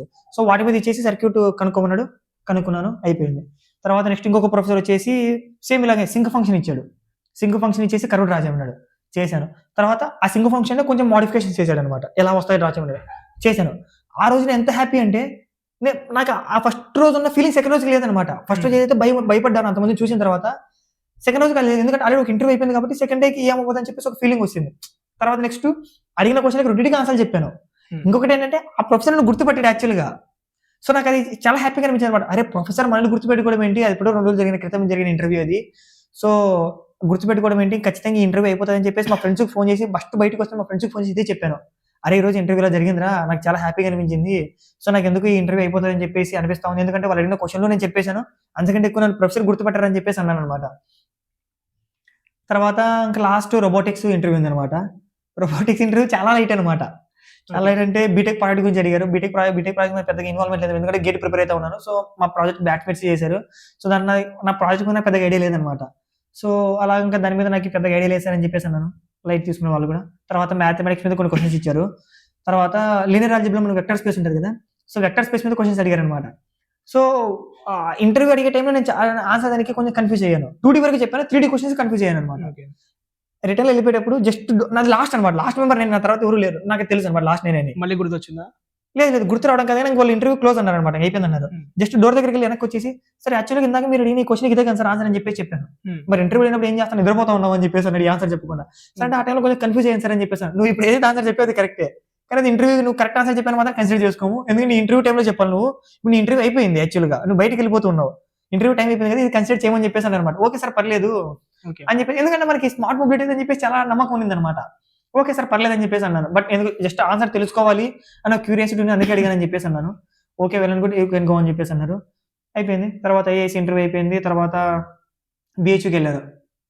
యాక్చువల్గా బిహెచ్యూకి ఎందుకు వెళ్ళానంటే ఏదో ఇంటర్వ్యూ కోసం కాలేజ్ కోసం వెళ్ళలేదు అనమాట. ఎప్పటి నుంచో వారణాసికి వెళ్ళాలని చెప్పేసి ఒక ప్లానింగ్ ఉంది. ఓకే. సో అలా వెళ్ళానమాట. అలా వెళ్ళిన తర్వాత బిహెచ్యూలో ఓకే వెళ్ళను కూడా బాగానే జరిగింది. అంటే నార్మల్గా ఎలాగో వారణాసి వెళ్ళాను, అందుకే బిహెచ్యూకి వెళ్ళాను. సో నేను ఎక్కడైతే ఈవీ విఎల్ఎస్ ఈ రెండు లేదు ర్యాండమ్ గా పెట్టేశాను అనమాట. ఎందుకంటే అట్లీస్ట్ ఏదో కాలేజ్ అయితే కావాలి కదా. Some well and good decent rank వచ్చింది. సో ఆ డీసెంట్ ర్యాంక్ వచ్చిన తర్వాత ఏ కాలేజ్ రాకపోతే బాగోదని చెప్పేసి ఆల్మోస్ట్ అన్ని ఐటీలకు అప్లై చేశాను. నేను రిటైల్ గా చెప్పాను, ఆల్మోస్ట్ 17 ఐఐటీలుగా అప్లై చేసింది, నియర్ టు 17 ఐఐటీస్ కి.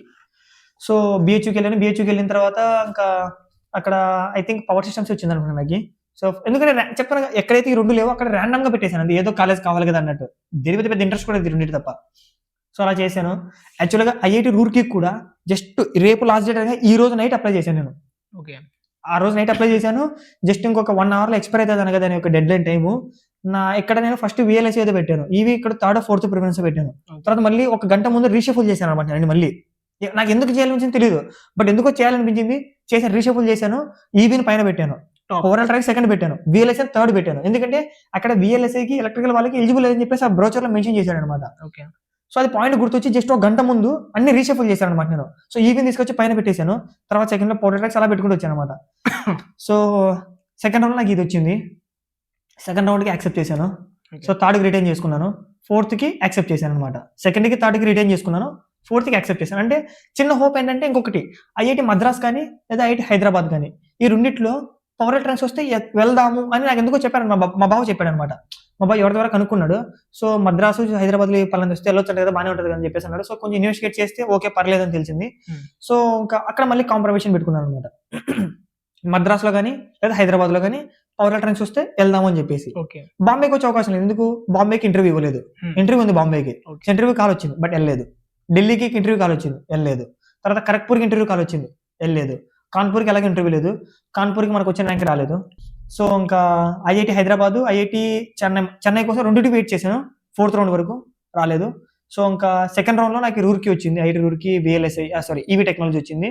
సో సెకండ్ రౌండ్ లో రిటైన్ చేసుకున్నాను, 3rd రౌండ్ కి రిటైన్ చేశాను. 3rd రౌండ్ నాకు జస్ట్ 2 కాలేజీలు వచ్చాయి అనమాట. 3rd రౌండ్ కి వచ్చేసి ఐఐటి కాన్పూర్ పవర్ ఇంజనీరింగ్, తర్వాత ఐఐటి రూర్కి ఈవీ టెక్నాలజీ, ఈ 2 వచ్చాయి.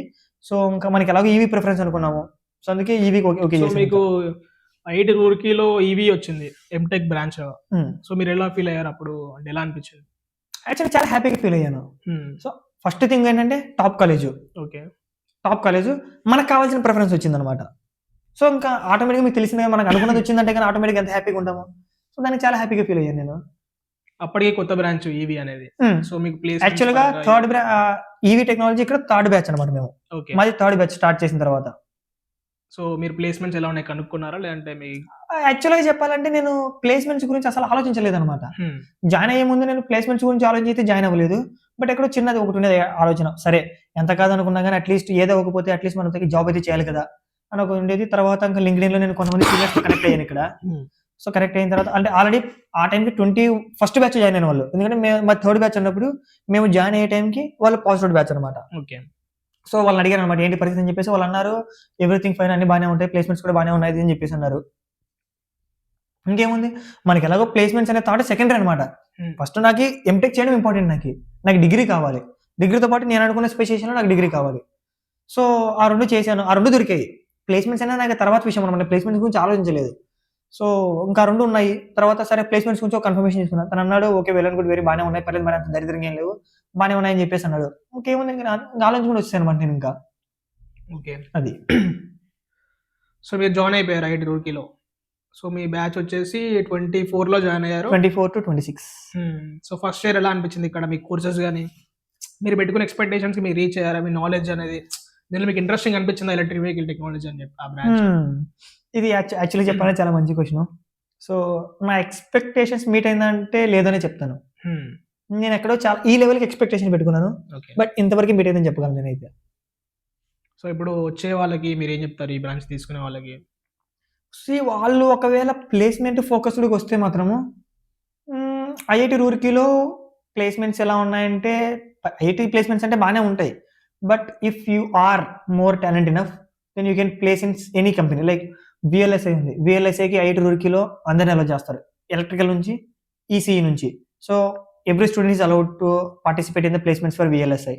So if you are talent enough VLSI రాలేదని రిగ్రెట్ ఫీల్ అవ్వడం కంటే ఏదో ఒక బ్రాంచ్ వచ్చినా కానీ ఇక నువ్వు వీఎల్ఎస్ఐకి ప్రిపేర్ అయితే ఉండొచ్చు. హ్మ్. సో అదొక ఫీజిబిలిటీ ఉంది ఇక్కడ. సో అదొక మంచి ఆప్షనే కదా. సో వీఎల్ఎస్ఐ వాళ్ళు ఒకవేళ ఫస్ట్ ఇయర్ నుంచి వీఎల్ఎస్ఐ గురించి ఆల్రెడీ ప్లేస్మెంట్స్‌కి ప్రిపేర్ అయితే ఉన్నావంటే కదా so well and good. But ఒకవేళ ప్లేస్మెంట్ ఓరియంటెడ్‌గా వస్తే మాత్రం ప్రెజెంట్‌కి ఇక్కడ ఈవీకి మేబీ అంత మంచిగా లేవనే చెప్తాను. అంటే కోర్ కంపెనీస్ చెప్పుకుంటే. సో ఇప్పటివరకు ఇక్కడ లాస్ట్ ఇయర్ టాటా మోటార్స్ వచ్చింది. But Tata Motors EV segment కాదు వచ్చింది. ఓకే. సో మా సీనియర్స్ అన్నమాట ఏంటంటే టాటా మోటార్స్ ఇంటర్వ్యూ జరుగుతూ ఉన్నప్పుడు వాళ్ళ సెల్ఫ్ ఇంట్రోలో ఎంటెక్ ఈవీటీ అని చెప్పారనమాట. Hmm. So they specifically asked what is EVT. Okay. So వీళ్ళు అన్నారు EVT means electric vehicle technology. So again they specifically asked is there a EVT specialisation in IIT Roorkee. So which means like they even don't know there is a EVT specialisation in IIT Roorkee most of the recruiters. Then how will they come? Yeah! So అది ఒక major minus point అనమాట. So నాకు తెలిసి ఈ ఇయర్‌కి ఈ 25-26 academic ఇయర్‌కి EV సంబంధించిన కోర్ కంపెనీస్ ఏమొచ్చాయి మేజర్‌గా చెప్పుకుంటే ఓలా ఎలక్ట్రిక్ అంతే. హ్మ్. ఓలా ఎలక్ట్రిక్ మాత్రమే వచ్చింది. చెప్పుకొని కూడా చాలా ఉన్నాయి. ఏథర్ ఉంది, హీరో ఎలక్ట్రిక్ ఉంది. తర్వాత maybe Tata Motors, Mahindra electric, Tesla. Actually చెప్పండి ఐఐటీ కాన్పూర్, ఐఐటీ బాంబేకి టెస్లా వెళ్ళింది ఈసారి. ఓకే. టెస్లా ప్లేస్మెంట్‌కి వెళ్ళింది. బట్ ఐఐటీ రూర్కీకి రాలేదు. మేబీ అదర్ ఐఐటీస్‌లో బాగుండొచ్చు. సో ప్లేస్మెంట్ ఓరియంటెడ్‌గా వాళ్ళు ఎంటెక్ జాయిన్ అవుతున్నారంటే గన కొంచెం అన్ని దాంట్లో ఇన్వెస్టిగేట్ చేయాలన్నమాట. ప్లేస్మెంట్ సినారియో ఎలా ఉంది, సో ట్రెండింగ్ ఎలా ఉంది, సో అన్ని ఇన్వెస్టిగేట్ చేసి ఒకసారి తీసుకోవడం బెటర్ అని చెప్పేసి నా ఒపీనియన్ అనమాట. డైరెక్ట్‌గా బ్లైండ్‌గా ఫాలో అవ్వడం కంటే. లేదు వాళ్ళ ఒక స్పెషలైజేషన్ స్ట్రీమ్, ఒక స్పెసిఫిక్ స్ట్రీమ్ మీద వాళ్ళకి ప్యాషన్ ఉంది అనుకుంటే దాన్ని జాయిన్ అవ్వడం బెస్ట్ అనమాట వాళ్ళు. ఓకే. నాకు ఒక చిన్న డౌట్ ఏందంటే పవర్ ఎలక్ట్రానిక్స్‌కి, ఈవీకి మీ కోర్స్ పరంగా ఎలాంటి డిఫరెన్సెస్ చూసారంటే? యాక్చువల్‌గా పవర్ ఎలక్ట్రానిక్స్‌లో ఒక అప్లికేషన్ ఈవీ అనమాట. హ్మ్. ఈవీ అంటే జస్ట్ ఓన్లీ ఈవీ అప్లికేషన్స్ చదువుతారనమాట. ఛార్జింగ్ పార్ట్ గాని, డ్రైవ్స్ పార్ట్ గాని ఇవి. మేబీ ఇది ఫస్ట్ సెమిస్టర్‌లోనే పెద్ద డిఫరెన్స్ పడతది. సెకండ్ సెమిస్టర్‌కి ఎలాగొస్తదంటే సెకండ్ సెమిస్టర్‌లో 90% కామన్ సబ్జెక్ట్‌లు అనమాట. ఓకే. పవర్ ఎలక్ట్రానిక్స్‌కి, ఈవీకి. జనరల్‌గా ఫస్ట్ సెమ్‌లో కామన్ ఉండి సెకండ్ సెమ్‌లో కొద్దిగా డిఫరెన్స్ ఉండడం. ఫస్ట్ సెమ్ ఒకటే డిఫరెన్స్ అనమాట. ఓకే. ఫస్ట్ సెమ్ ఒకటే కంప్లీట్ డిఫరెన్స్. సెకండ్ సెమిస్టర్‌కి వచ్చేసరికి ఇంకా ఆల్మోస్ట్ సిమిలర్ అనమాట. ఓకే. హ్మ్. మీకు ఓలా ఇంటర్వ్యూ ఓలా మీరు కంపెనీ మీరు అప్లై చేశారు కదా! ఐఐటీ రూర్కీ ప్లేస్మెంట్‌లో. సో దాని గురించి చెప్పగలుగుతారా? ఓలా అనేది ఎలా ఇంటర్వ్యూ జరిగింది? ఎగ్జామ్ ఎలా జరిగింది? యాక్చువల్‌గా ఓలా ఎగ్జాము కొంచెం టూ ప్రాక్టికల్‌గా ఉండింది. సో బట్ అల్టిమేట్‌గా షార్ట్ లిస్ట్ అయితే అయ్యాము. సో ఇంటర్వ్యూలో ఏం చేశారంటే జనరల్‌గా only technical part, HR part 2 జరిగాయి. టెక్నికల్ పార్ట్‌లో నాది ఆల్మోస్ట్ ఒక 40-45 మినిట్స్ వరకు జరిగిందనమాట. సో నా ఇంటర్వ్యూలో మొత్తం ప్రాజెక్ట్ ఫోకస్ ఉండిందనమాట. అంటే యాక్చువల్‌గా నా కోర్స్ ఫోకస్డ్ ఉండింది. సో కోర్స్‌లో మీరు ఏమేమి చదివారు? ఎందుకంటే ఈవీటీ కదా! సో ఓలా ఎలక్ట్రిక్ ఎలాగో ఈవీ కంపెనీ. సో వాళ్ళు ఈవీకి ఫోకస్డ్‌గానే ఉన్నారు. సో మీరు ఫస్ట్ కోర్స్‌లో ఏం చదివారు? సో దాంట్లో ఏం చదివారు? తర్వాత కొంచెం కోర్స్ పరంగా తర్వాత డిస్కషన్ జరిగింది. తర్వాత అయిన తర్వాత నా ప్రాజెక్ట్ స్పెసిఫిక్‌గా వచ్చారనమాట. అందులో నా ప్రాజెక్ట్ కూడా కొంచెము ఎలాగంటే బాగా ఈవీ మార్కెట్ ఇన్‌ఫ్లుయెన్స్‌డ్ ప్రాజెక్ట్ అనమాట. సో నా project internship. So mostly interview మొత్తం ఇంకా వాటి మీదే జరిగింది. సో అలాగే టెక్నికల్ నుండి క్లియర్ అయిపోయింది. సో మీ కోర్స్ వర్క్ ఇంకా మీ ప్రాజెక్ట్ వర్క్ 2 హా! మీకు ఇంటర్వ్యూలో హెల్ప్ అయ్యాయి. అవును. సో తర్వాత ఇంకా ఏం అడిగారు క్వెషన్స్? మేజర్‌గా అంటే జస్ట్ టెక్నికల్ రౌండ్‌లో ఓన్లీ టెక్నికల్ ఫోకస్‌డే ఉంటది కదా! ఓకే. సో టెక్నికల్ ఫోకస్డ్‌గానే మొత్తం project and internship. So internship కూడా నాది ఐఐటీ ఢిల్లీలో చేశాను internship. Okay. So BLDC driver motor design మీద, I mean speed control design మీద. సో అందులోనూ ఈవీ మోటార్స్‌లో BLDC either BLDC or PMSM use చేస్తారు. So well and good. అది దాని రిలేటెడే.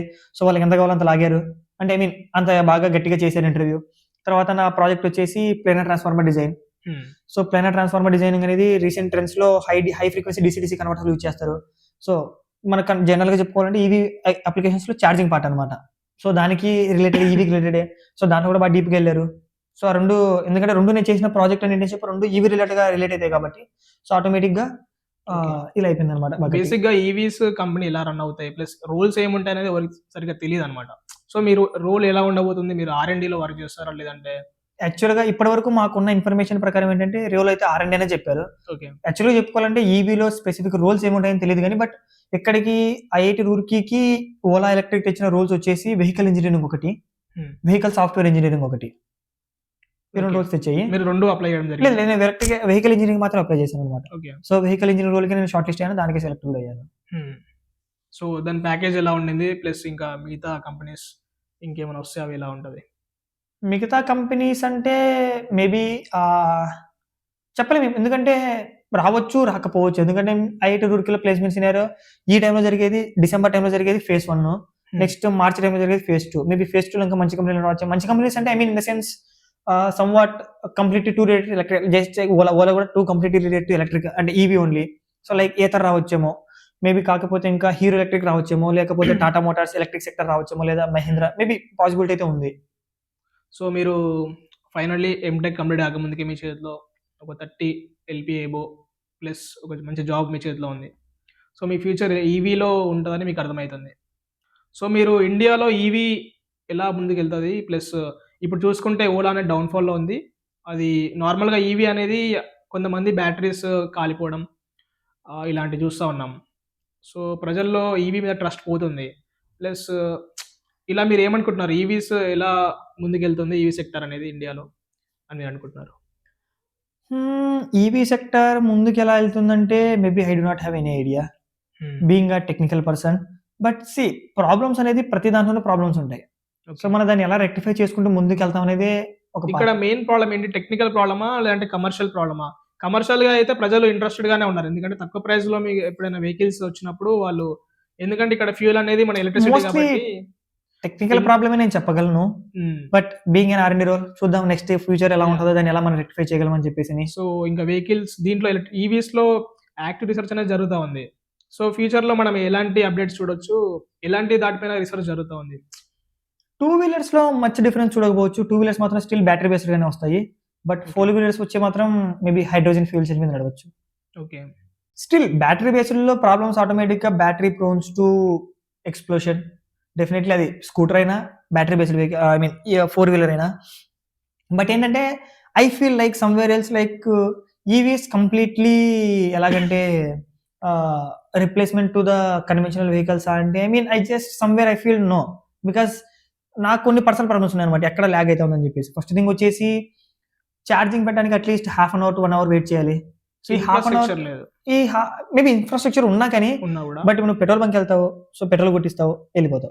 2 మినిట్స్ వెయిట్ టైమ్ ఉన్నా యాహ్! గానీ. బట్ చార్జింగ్ ఈవీని టైమ్ చార్జ్ చేయాలంటే వచ్చేసి at least half an hour to 1 hour పడతది. So, somewhere else I feel that still ఇంకా మనం దీన్ని ఇంకా ఇంప్రూవ్ చేయాలి. సో, పెట్రోల్ బంక్‌లో ఎలాగైతే మనం ఫ్యూల్ కొట్టించుకొని అంత ఫాస్ట్‌గా వెళ్తున్నామో, ఈవీలో కూడా అంతే ఫాస్ట్‌గా మనం వెళ్ళాలి. అనేది ఓకే. నాకు స్టిల్ ఫీల్ అన్నమాట. నేనెక్కడో చూసాను ఇది బ్యాటరీస్ రిప్లేస్‌మెంట్ అని జెప్పేసి. Battery charging swapping. స్టేషన్‌లో బ్యాటరీ స్వాపింగ్ కైండ్ ఆఫ్. కానీ దాన్ని కంప్లీట్‌గా చేయలేమండి. ఎందుకంటే ఆల్రెడీ కొన్ని హై గ్రేడెడ్ బ్యాటరీస్ ఉంటాయి. కొన్ని కొత్తగా వచ్చిన బ్యాటరీస్ ఉంటాయి. హ్మ్. వాళ్ళ దగ్గర కొన్ని పాత బ్యాటరీస్ ఉండొచ్చు. అవును. సో, కొత్త బ్యాటరీ రిప్లేస్ చేసుకునంటే ఆటోమేటిక్‌గా ఈడికి లాసే కదా కస్టమర్‌కి. హ్మ్. సో, అది కంప్లీట్ సొల్యూషన్ అంటే దానికి ఫినాన్స్ పరంగా చాలా దానికి బాగా ఆలోచించాలి. టెక్నికల్ పరంగా కంటే కూడా. టెక్నికల్ పరంగా ఏంటి మనకి బ్యాటరీ అయితే బ్యాటరీ. అవును. ఏదైనా సరే నడవాలి. అదే టెక్నికల్ పరంగా. బట్ ఫినాన్స్ పరంగా వచ్చేసరికి ఈడికి అంత లాభం వస్తది, ఈడికి అంత నష్టం వస్తది. ఆడు ఎంతసేపు చేయగలడు? ఆడికి కొత్త బ్యాటరీ ఇస్తాడు, ఈడు పాత బ్యాటరీ తీసుకుంటాడు. మేబీ ఇలా చాలా టర్మ్స్ వస్తాయన్నమాట. సో, ఈవీస్‌లో అంటే 2 వీలర్ ఈవీస్‌లో మాత్రం స్టిల్ మనం ఫ్యూచర్‌లో కూడా బ్యాటరీ బేస్డ్ ఈవీస్‌నే చూడొచ్చు. ఓకే. హైడ్రోజన్ ఫ్యూయల్ బేస్డ్ నాకు తెలిసి కష్టం అనుకుంటాను 2 వీలర్‌లో. బట్ 4 వీలర్‌లో డెఫినైట్‌లీ మనం we can see hydrogen based EVs. Just nothing else will different. Only the difference is like in battery based EVs we use battery. In hydrogen vehicles we use hydrogen as a fuel. Okay. So, battery ప్యాక్‌ని replace చేసి hydrogen పెడతాము. So, real time chemical energy to electric energy convert అయిపోతది. మనకి hydrogen stores అనేవి ఉంటాయా అసలు బయట? అంటే నార్మల్‌గా ఇప్పుడు సీఎన్‌జీ అనేది ఉంది. ఇప్పుడు మేజర్ ఇష్యూ హైడ్రోజన్‌తో ఇష్యూ ఏంటంటే just only hydrogen storage and transportation. So, ఈ రెండిటిని ఓవర్‌కమ్ చేయగలిగితే గన మేబీ ఈవీలో 4 వీలర్ ఈవీస్‌లో ఇంకా బ్యాటరీని కన్వర్ట్ అయిపోతది ఇంకా. ఇప్పుడు హైడ్రోజన్ బేస్డ్ వెహికల్స్ అనేది ఏదైనా కంట్రీలో రన్ అవుతున్నాయా ప్రస్తుతానికి? ఐ థింక్ ఇంకా టెస్టింగ్‌లోనే ఉన్నాయనుకుంటాను. ఓకే. అడ్వాన్స్ రిసర్చ్ యాక్చువల్‌గా మాకు గెస్ట్ లెక్చర్ అయ్యింది. సో, గెస్ట్ లెక్చర్‌లో ఒక ప్రొఫెసర్ వచ్చాడు గెస్ట్ ప్రొఫెసర్. సో, ఆయన అన్నాడు టొయోటా ఈస్ ఓన్లీ కంపెనీ అని చెప్పను. బట్ టొయోటా ఇప్పటి వరకు లీడింగ్ కంపెనీ. మార్కెట్‌లో ఇంకా ఈవీని లాంచ్ చేయలేదు. సో, వాళ్ళు ఈవీ కూడా నెక్స్ట్ జనరేషన్ ఈవీని ఇంకా దాని మీద వర్క్ చేస్తున్నారు. నెక్స్ట్ జనరేషన్ ఈవీకి నెక్స్ట్ జనరేషన్ ఈవీ ఏంటంటే హైడ్రోజన్ బేస్డ్ ఈవీ అన్నమాట. ఓకే. సో ఇన్ఫ్రాస్ట్రక్చర్ మొత్తం సిమిలర్ గా ఉంటుంది. ద ఓన్లీ డిఫరెన్స్ ఈస్ ఇక్కడ బ్యాటరీ వాడతాము, అక్కడ హైడ్రోజన్ వాడతాము. సో మీరు ఇప్పుడు హైడ్రోజన్ ఈవీస్ వస్తాయని అంటున్నారు కదా ఫ్యూచర్లో, దానివల్ల కెమికల్ ఇంజనీర్స్కి ఏమైనా స్కోప్ ఉంటుంది అంటారా? ఖచ్చితంగా. హైడ్రోజన్ ఫ్యూల్ ఇలాంటిది. ఓకే. యాక్చువల్గా చెప్పాలంటే ఇంకా మనం బుక్స్కి వచ్చేసరికి కన్వెన్షనల్ మెథడ్స్ చదువుతాం అనమాట. కానీ రియల్ టైమ్ అప్లికేషన్కి వెళ్ళేసరికి చాలా డిఫరెన్స్ మనం అక్కడ చూస్తాము. ఓకే. సో ఇప్పటి వరకు ఉన్న కన్వెన్షనల్ మెథడ్స్ ప్రకారం చూసుకుంటే మనకు తెలిసింది కొన్ని 1, 2, 3 dynamic breaking, regenerative braking, plugging అని చెప్పేసి. బట్ ఇండస్ట్రీకి వెళ్తే అక్కడ ఎగ్జాక్ట్ ఏముంది మనకు తెలియదు. సో ఇంకా హ్యాండ్స్ ఆన్ ఎక్స్పీరియన్స్ రాలేదు కాబట్టి మనకి ఇప్పటికే ప్రెసెంట్కి అయితే ఇంత ఐడియా అయితే లేదు ఇప్పటికైతే. Okay. But once hands on experience వచ్చిన తర్వాత ఖచ్చితంగా ఒకసారి మనం ఇంటర్వ్యూ తీసుకుందాం. సో అప్పుడు ఒకసారి కంప్లీట్ ఇండస్ట్రీకి వెళ్ళిన తర్వాత మీకు మంచి ఎక్స్పీరియన్స్ అనేది ఉంటుంది. So we wish all the best to you. Thank you Shiva.